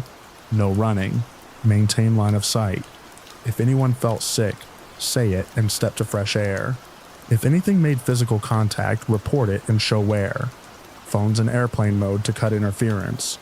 I logged that because it aligned with my job, and because it put my head in the right place. The first stop was a corner room flagged in their records for activity. Buckled wood floor. One glass panel that took a dull reflection of the hallway behind us. I switched on the reader and watched the baseline settle. The guide gave a clipped history while I kept my eyes on the numbers. The air in there held a tang of disinfectant and old metal. The readout lurched without a visible cause. It jumped and held high for 3 beats. The casing vibrated in my hand. I called the time and the position, and saw the guide write both without commentary. We moved on. We crossed past chalkboards from a restoration project, names and dates, too many doors on one corridor. I walked with my left shoulder near the wall, so I could track the angles and count my turns without looking back. Mark stayed close. The first physical contact happened by the old laundry ramp, concrete stained in seams. The cold gathered in the negative corners. My biceps jolted with a sharp pinch, thumb and nail hard. I said left upper arm, and pushed up my sleeve. The spot rose pale and round. The guide checked her watch and logged it. The reader stayed quiet there, a slow drift. We stood still long enough to make sure we didn't invent it. No footsteps, no air shift. Building systems hummed and stayed steady. 2 more contacts came in 2 different rooms. A quick shove between my shoulders that moved me half a step and made me brace, and a flat press against my ribs that held for a count of 4. We marked both. Time and place. The reader didn't match those. Mark rubbed his forearm and didn't say anything. That told me enough. The small morgue came last on that loop. Old tile. Metal slab drawers. A door without a window that still latched straight. The temperature read lower than the hall on my skin, but didn't fog breath. The room closure changed the air pressure on my chest. The pressure stacked. My throat narrowed. I named it and stood with my hands down. The guide kept the door open at a right angle and watched both the room and the corridor. I stepped back into the hall and the tightness eased. I stepped in again and it returned. I did it 3 times to prove it. Same increase on entry, same ease on exit. The repeat held. I marked the door frame and fixed my next move in my head in case I had to clear it fast. We sat down for a short break in a converted office. New couches, framed photos of the complex through different decades, dock crews, nurses in white, a line of cots. The reader idled at normal. Mark held the small audio recorder like it might leak. He asked about playback, and the guide said we would try a controlled capture in the stairwell, and then review. The stairwell opened to a service corridor with flat paint that absorbed light. The guide said swearing had been captured there, sometimes on top of a song line. She asked for a simple tune to keep the pattern consistent. Mark said he had one. I had the thought that singing on schedule in a stairwell should require a form, then dropped it because we were already committed. He sang Twinkle Twinkle Little Star under his breath, but kept steady time. I watched his hands to make sure he didn't change their position. On his second pass, over the last word of the first line, the recorder took a hard, angry verbalization. Not an echo, not a throat in that space. The device clicked, and a compressed voice cut into the line with one sharp word. He stopped. We stayed quiet. The guide set a second recorder next to the first, and logged the time and position. The reader bumped and settled. We let the stairwell sit for a full minute, and moved on when nothing else printed. The long corridor off the processing wing was brighter near us, and darker downrange, where the bulbs had been removed. A center seam split the floor where new boards met old. I watched the unlit end, because the bright areas gave me fewer unknowns. A shape moved out of the darkest part and came forward fast enough to cut the distance in seconds. It stood taller than any person I have worked beside. It wasn't fog or glare. It was a vertical absence that kept its density under live bulbs. The light didn't change over it. The shape stayed dark and held that line as it advanced. I put my hand out and touched Mark's sleeve. The guide kept her voice even and told us to step back toward her position. We moved backward. The shape crossed half the corridor without sound. the reader in my hand shoved up to a high plate and stayed there. I counted my steps in my head and watched the angles to keep my heel off the scene. The shape kept closing. A broad pressure built across my chest and up into my throat. My breath shortened. My legs made the decision to clear the corridor. That was the point where terror and action line up. We retreated into the brighter section near the corner. I tracked the wall in the open angle. The guide matched our pace and had keys ready. The shape did not enter the bright area. It was present in one step and not present in the next. There was no fade. There was motion and then no object to track. The reader fell off the high hold and slid back to normal. The hall returned to surface and scene. I swallowed and felt the release in my neck take a slow path. We did not go back down that corridor. Ending the loop was the right call. We signed for the times, rooms, 3 physical contacts, the measured pressure in the moored doorway, the audio capture over the song, and the observed figure. No one offered an explanation. No one asked for one. Back at the bar, the printer worked and gave me a straight receipt. The barman asked about drinks. We both asked for water. We sat under a photo of the complex and service years. I looked at the fixed lines and the faces that never moved. We compared timestamps. The entries matched the log within a second. I slept in a repurposed office with a window over the river. The HVAC clicked on and off, and made ordinary hotel sounds. I lay flat and counted breaths until my chest stayed open. In the morning, I took a picture of the faint bruise on my arm, with the date in frame, and saved it to a folder I use for work after action documentation. I still check weather first. Now I check the layout of any place that handled the dead. I do not enter small rooms in buildings like that, unless the door can be blocked open with something heavy, and I keep that object in place. I do not sing in stairwells. I do not ask for attention. I stand where I can see the longest line, and I keep that line. We left emails for the audio file. It arrived the next day. The angry word sat sharp over the last word of the nursery rhyme.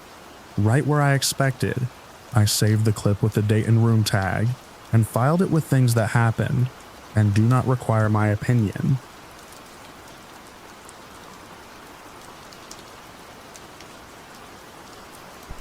I moved into the house because it was quiet. The place sat at the edge of old growth outside Forks, Washington, close enough to the ocean that the air came in clean. The prior owner said the wind made the trees talk at night. I took the keys, signed the papers, and went back to a mattress on the floor, a toolbox, and 1 kitchen box. I teach biology at the community college. I like instructions and results. The yard ended in a straight line, and the forest began in a solid wall of trunks. I walked the perimeter with a flashlight, checked the locks, and set my alarm for 6. The first night I slept. The second day I drove into town for groceries and a new mailbox. The old one leaned. The clerk carried a bag of post cement to my cart, and I told him I wanted the kind that set before the rain and before I lost interest. He laughed and wished me luck. By evening I had a bed frame assembled, and the kitchen working. I stepped onto the back deck and looked at the tree line. The canopy blocked most of the sky. I liked the way the edge held all the way across the yard. The first impact hit at 2 a.m., dead center on the long bedroom wall. The sound was a single heavy strike. I sat up and listened. Nothing followed. No footsteps. No tool rattle. I put on pants, took the flashlight, and walked the house outside, corner to corner, clearing each sight line. The siding was clean, no cracks, no scuffs. The dirt stripped by the foundation held my boot prints and nothing else. I went back to bed and waited for the next noise. 10 minutes later, the wall took another hit, slightly higher. The bed frame vibrated against the baseboard. I checked again. No marks and no debris. The trees stood unmoved. The ocean carried a low, steady sound past the trunks. I told myself it was the slab settling. The thought did not match the noise, but it was something I could hold. I lay down and waited. A burst of fast, flat impacts rolled across the same wall. Open hand hard, spaced like someone counted. I went outside and stood with the light off, until my eyes adjusted. The yard held one shape, the tree line held another. When I lay back down, the house stayed quiet until dawn. In daylight, I walked the perimeter with a tape measure. I took the distance from the wall to the first trunks, 5 yards. I checked the siding and a grid for hairline marks. Nothing. I called my sister Alana and gave her the short version. She told me to call the sheriff if it happened again. I said I would. I phoned a contractor and asked if plumbing in a slab house could hit a wall like that. He said no. He told me to look for thrown objects. I said I would have found them. That night, a large bright light moved through the trees behind the house. It did not sweep like a flashlight or bob like a person moving in brush. It drifted in a steady path behind the first row of trunks, left to right, then back. I stepped onto the deck and kept my flashlight off. The light rose and dropped without a wobble, then brightened and dimmed in a slow, controlled way. The yard stayed silent. No engine, no voices. The light cut out clean, as if someone flipped a switch, and the trees went dark. 30 minutes later, the wall took 3 hits at shoulder height and then 1 low, heavy strike. I called the non-emergency number. The dispatcher said a deputy could swing past. I told her the strikes happened when I tried to sleep, not on a schedule a drive-by would catch. She logged it. I sat in a chair in the front room with the flashlight across my knees until sunrise. Nothing else happened. In the morning, I ran my hand along the wall where the bed had pressed it from the inside. No denting. I paced out the heights of the prior strikes and marked them in my head by my own shoulder and shin. I walked the grass again and found only my own tracks. I went into town to fix my mailing address in person after the online form errored twice. The clerk asked for my old address 3 times because the system kept timing out. I told her even the software got winded on the hill out to my place. She smiled and pushed the form through. That evening, the forest light returned. It moved a clean curve behind 3 trunks, disappeared behind each, and reappeared in the gap. It rose slightly and then dropped, then cut out. Later, the wall strikes resumed, evenly spaced and strong. I ordered 2 low-light cameras on the model. A local wildlife nonprofit recommended, and added a floodlight. The woman on the phone had suggested mounting cameras away from the wall for wider coverage. I took the note. I set the floodlight on the back corner to wash the yard edge. I mounted 1 camera on a stake 10 feet out and a second on the deck rail. I aimed them at the wall and the 2 narrow corridors between sword ferns and a moss log. I synced the app and kept my phone on the nightstand.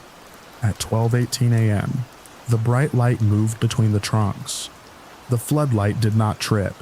The cameras registered a blown-out oval with overexposed edges sliding in a straight path, then adjusting brightness on its own. While I watched the screen, the wall took a hard hit at the upper mark. The phone slid off my chest and I grabbed it off the floor. The light continued deeper and cut off. I replayed the clip. The audio held 4 clean impacts. The frames held motion and glare. I sent the file to Alana with a note that this was not nothing. She called and I kept to the facts. She told me to find 1 person who knew more and let them drive a plan. I asked around and got 2 names at the hardware store. Dale, a retired logging foreman, agreed to walk the property that afternoon. Maya, a park naturalist who consults privately, said she could come the next morning. Dale arrived in an old pickup and declined coffee. He checked the wall, the gap corridors, the dirt. He said the soil kept information, then crouched and scanned for prints. We didn't find any. He stood at the tree line and looked at where I had marked the strike heights in tape.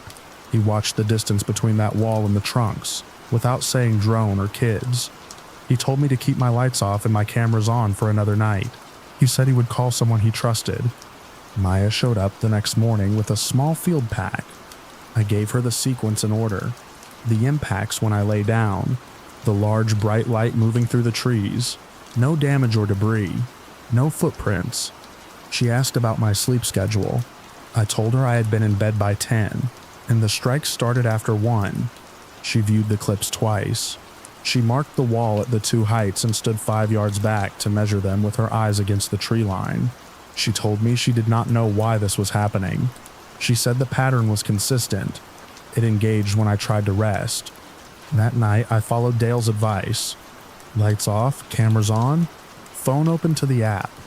The forest light drifted in just after midnight, paused behind a cluster of 3 trees, brightened, dimmed, rose and dropped in straight lines, and kept silent. The floodlight stayed dark. When I blinked, the wall took a strike at the upper tape, then the lower, then 2 in the middle, spaced and strong.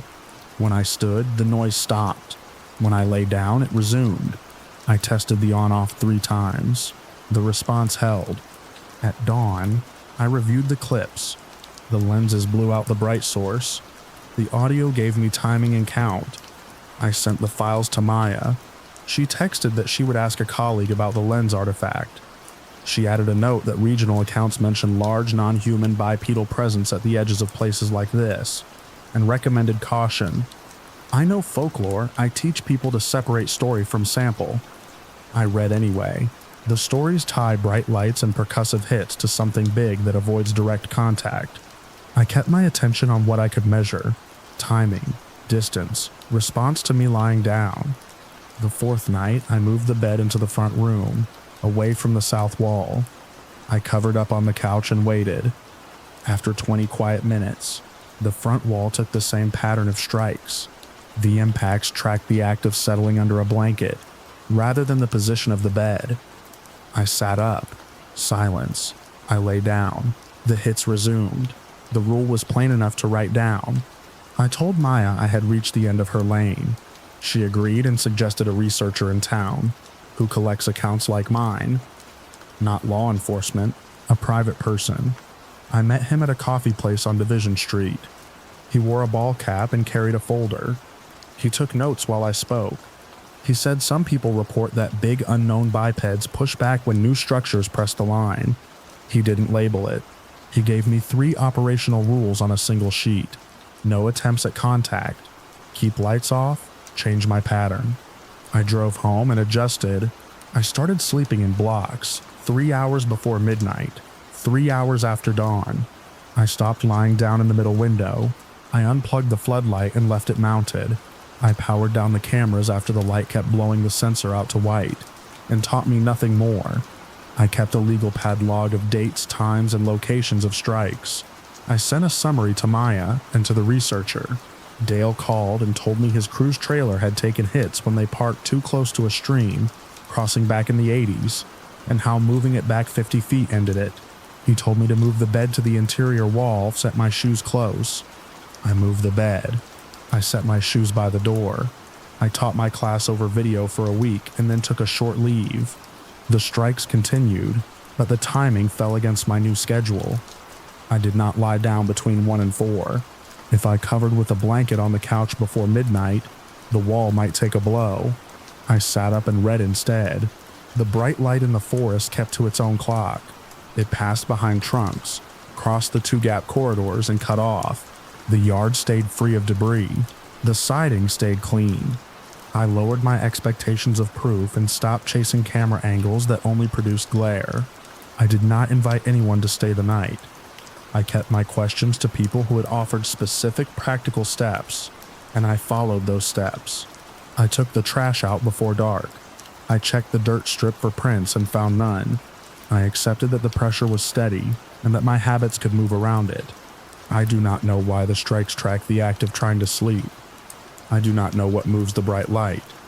I know both started after I moved into a new house set against old trees near the ocean. The line is simple now, and I keep it. I don't lie down in the middle hours. I do not go to the door when the wall shakes. I let the hits pass. The forest holds its edge, and for now I keep mine.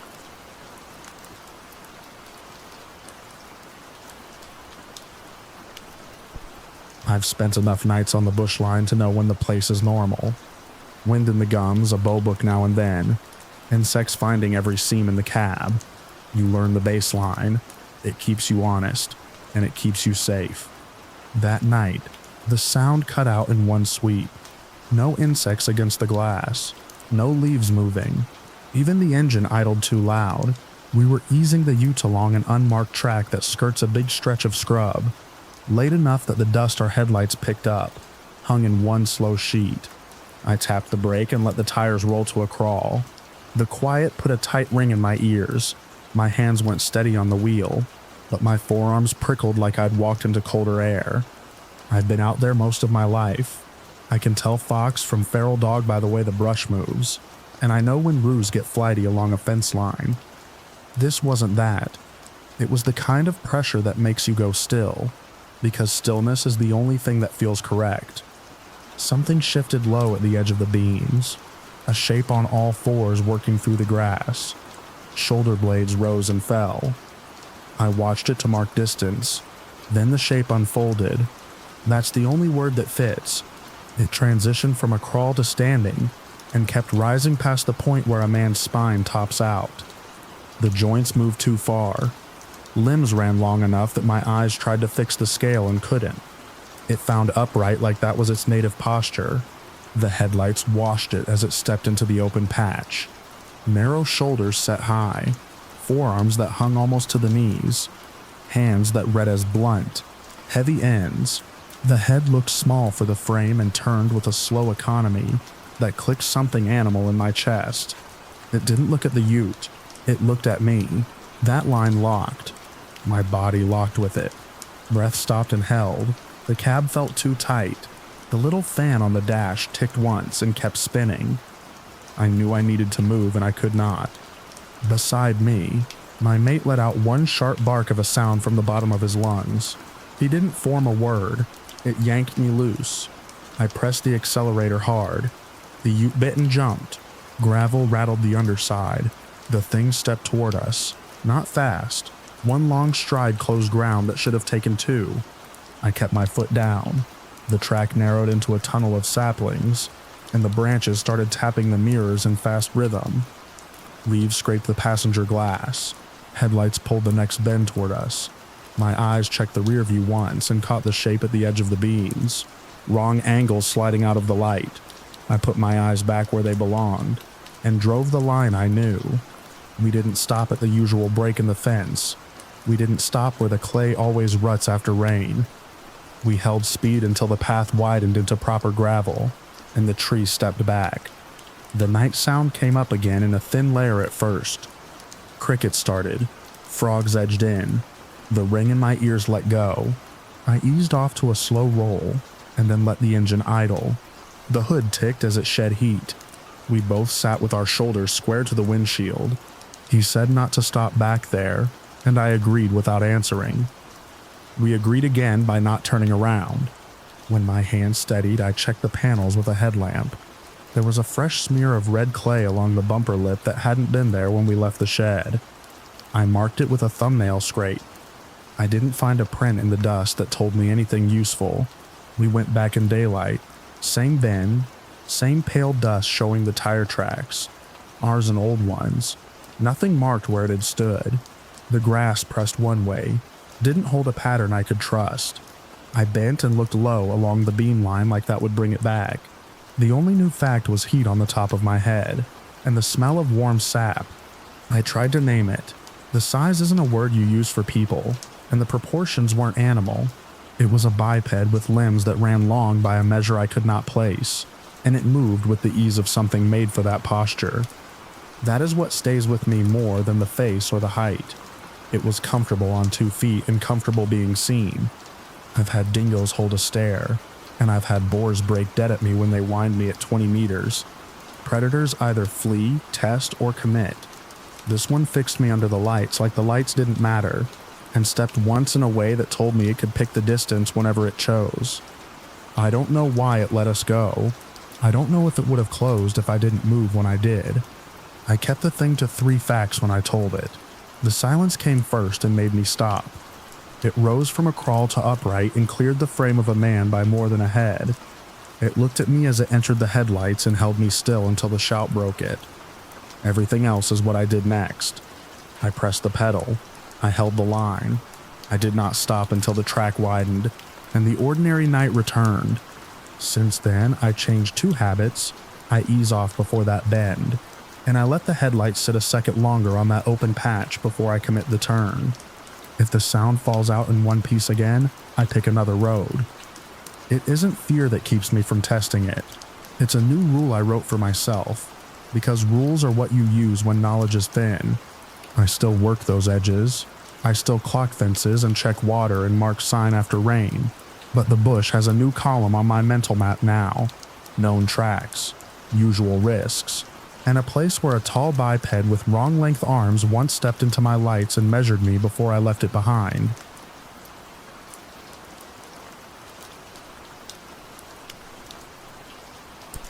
I used to think the loudest thing in a quiet house was the HVAC coughing and the ducks. Then the front door began opening by itself. We moved into a new development on the edge of Portland, the kind of place where the young trees still wore stakes and the paint smell hadn't burned off. My room faced the street, which I liked. I'm a junior, observant, raised with rules about how to protect a new place. We were busy and didn't do them. I told myself I'd handle it over the weekend, the same way you put off switching your driver's license until the DMV line looks short from the outside. The first week I learned the deadbolt had a sweet spot. You had to press the door in while you turned the lock. I did it before school. I felt the bolt catch. After classes, my mom and I came home and found the exterior door standing wide, throwing a triangle of light onto the entry tile. The hinge side felt cold under my fingers. We went room to room, nothing missing. Windows latched. I shut the door. I locked it and felt the same catch.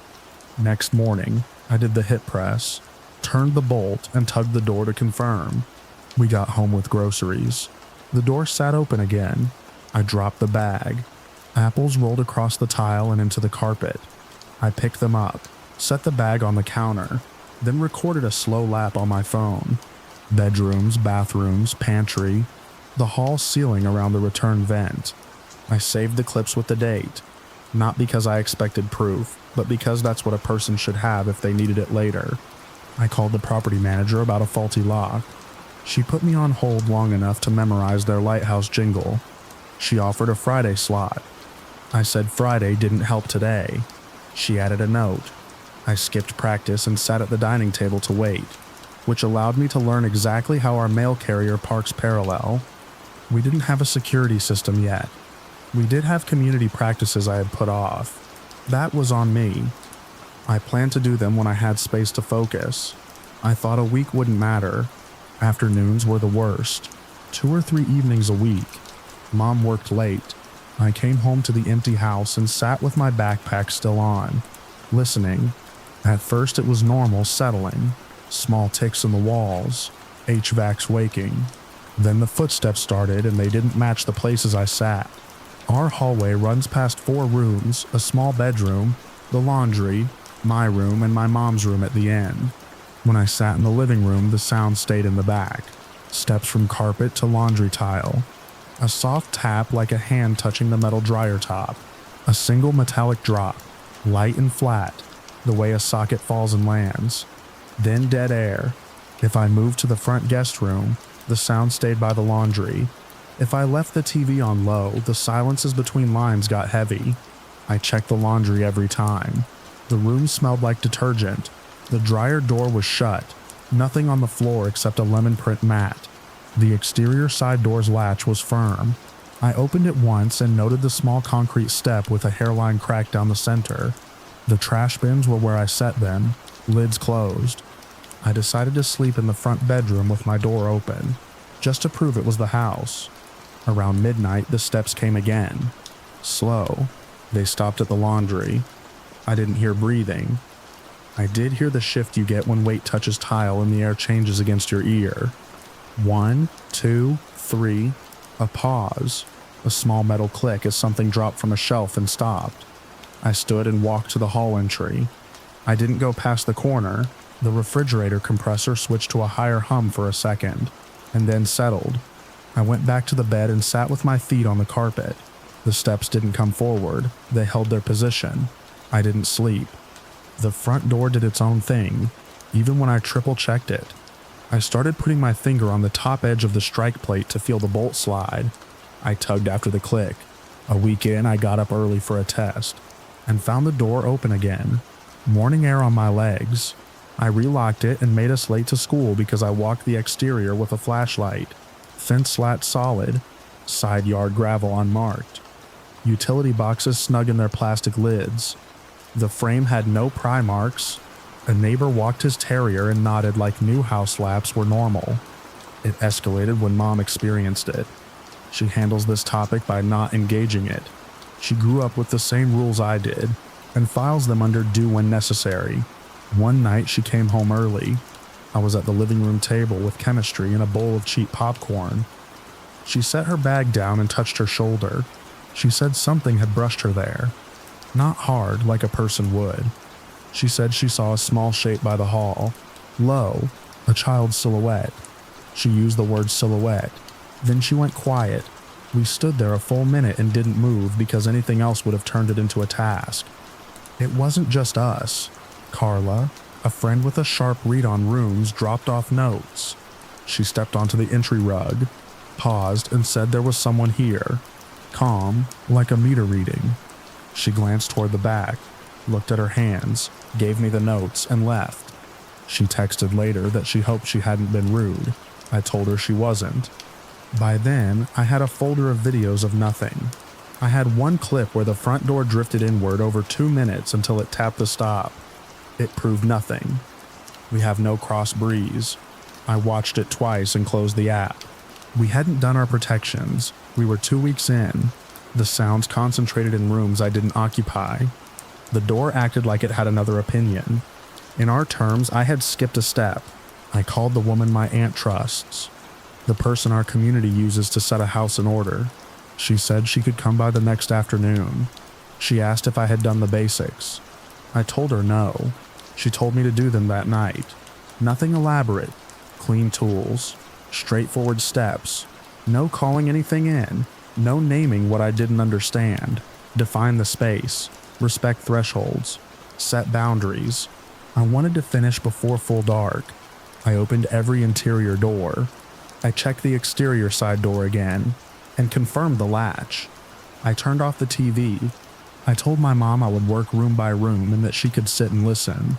I started at the farthest corner and moved in a pattern that fit the layout. I kept my hands steady. In the hall, the dryer ticked as it cooled. I paused at the laundry and set a rule in plain words.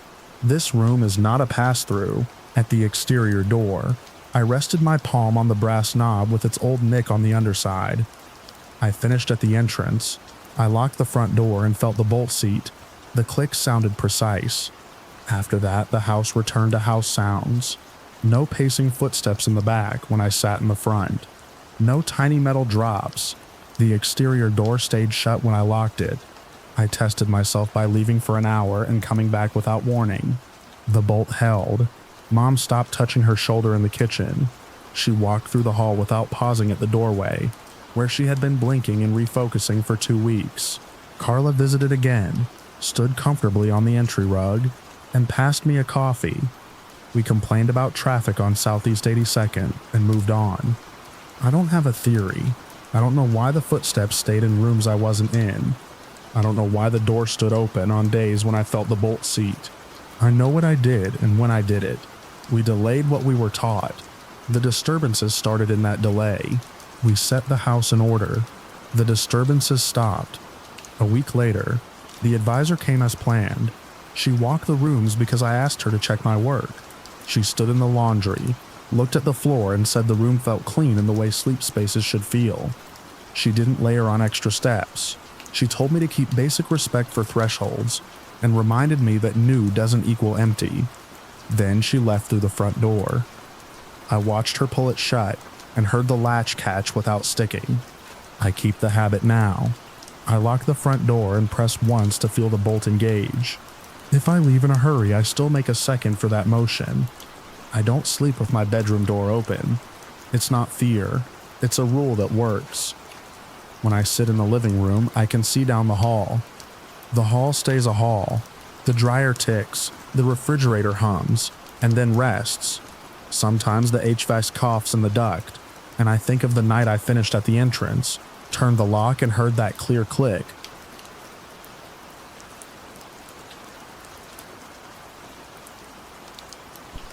I woke with my whole body live and wrong.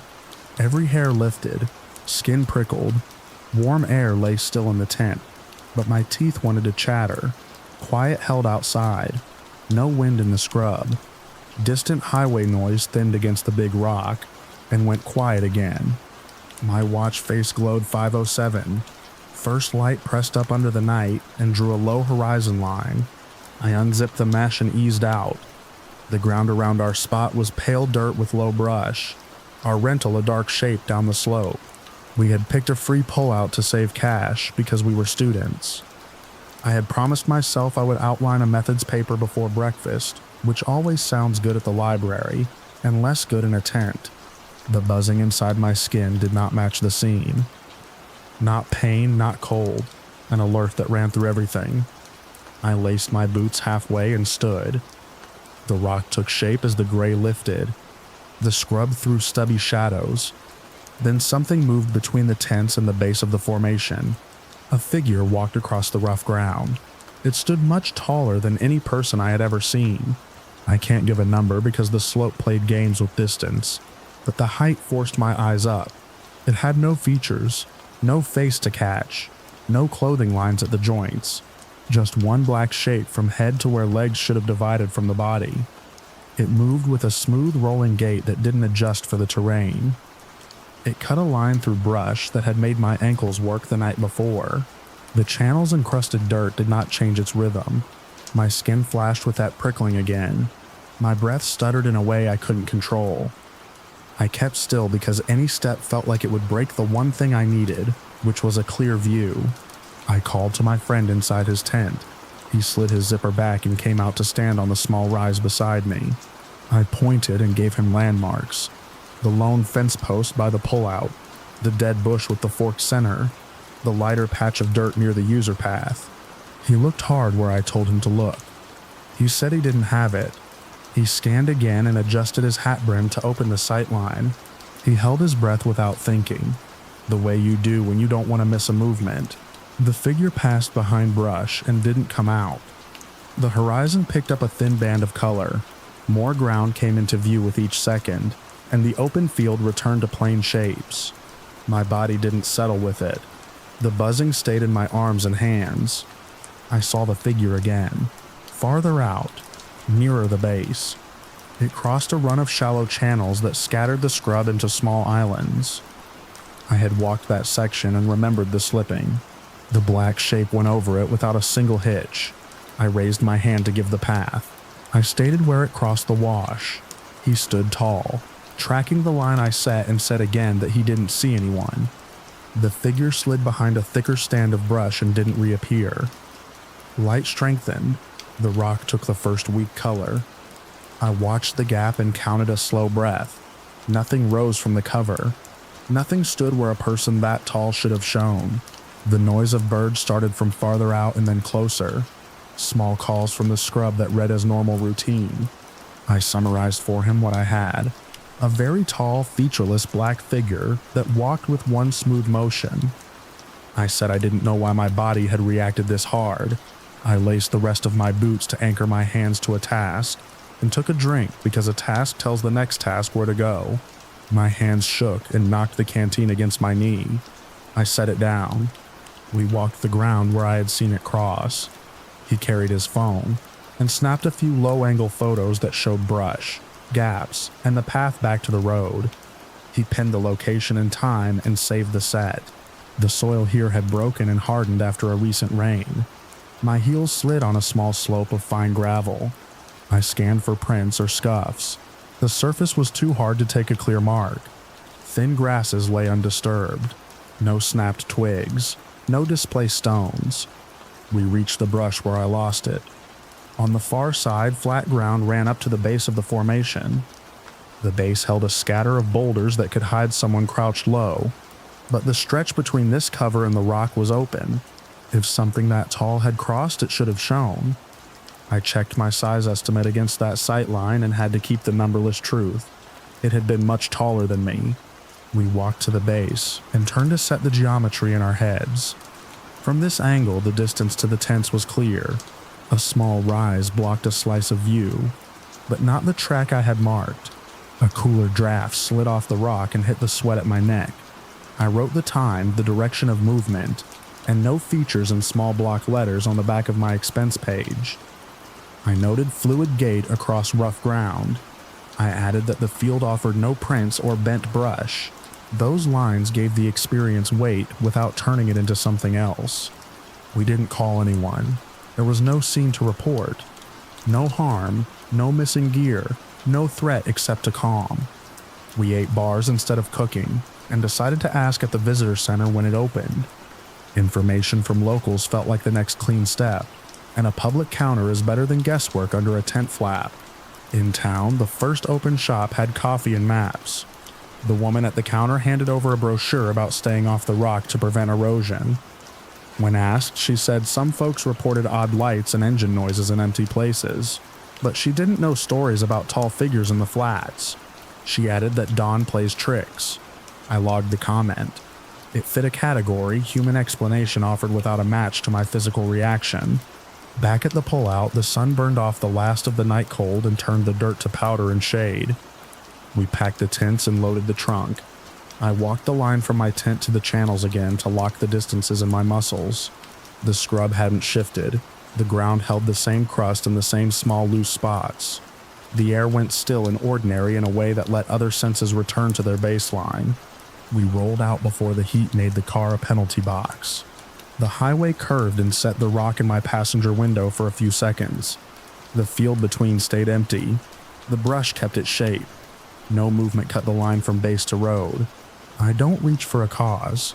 I have a sequence in the way my body answered it, and the way the ground read after. I kept the facts simple in my notes, and left space in the margin. Since then, if I camp near open ground, I set my tent where the first light lands full. I wait inside until the dark either stays or the day owns the view. Then I step out and lace my boots tight at the door, and I do not stand alone at that hour in a half-lit field.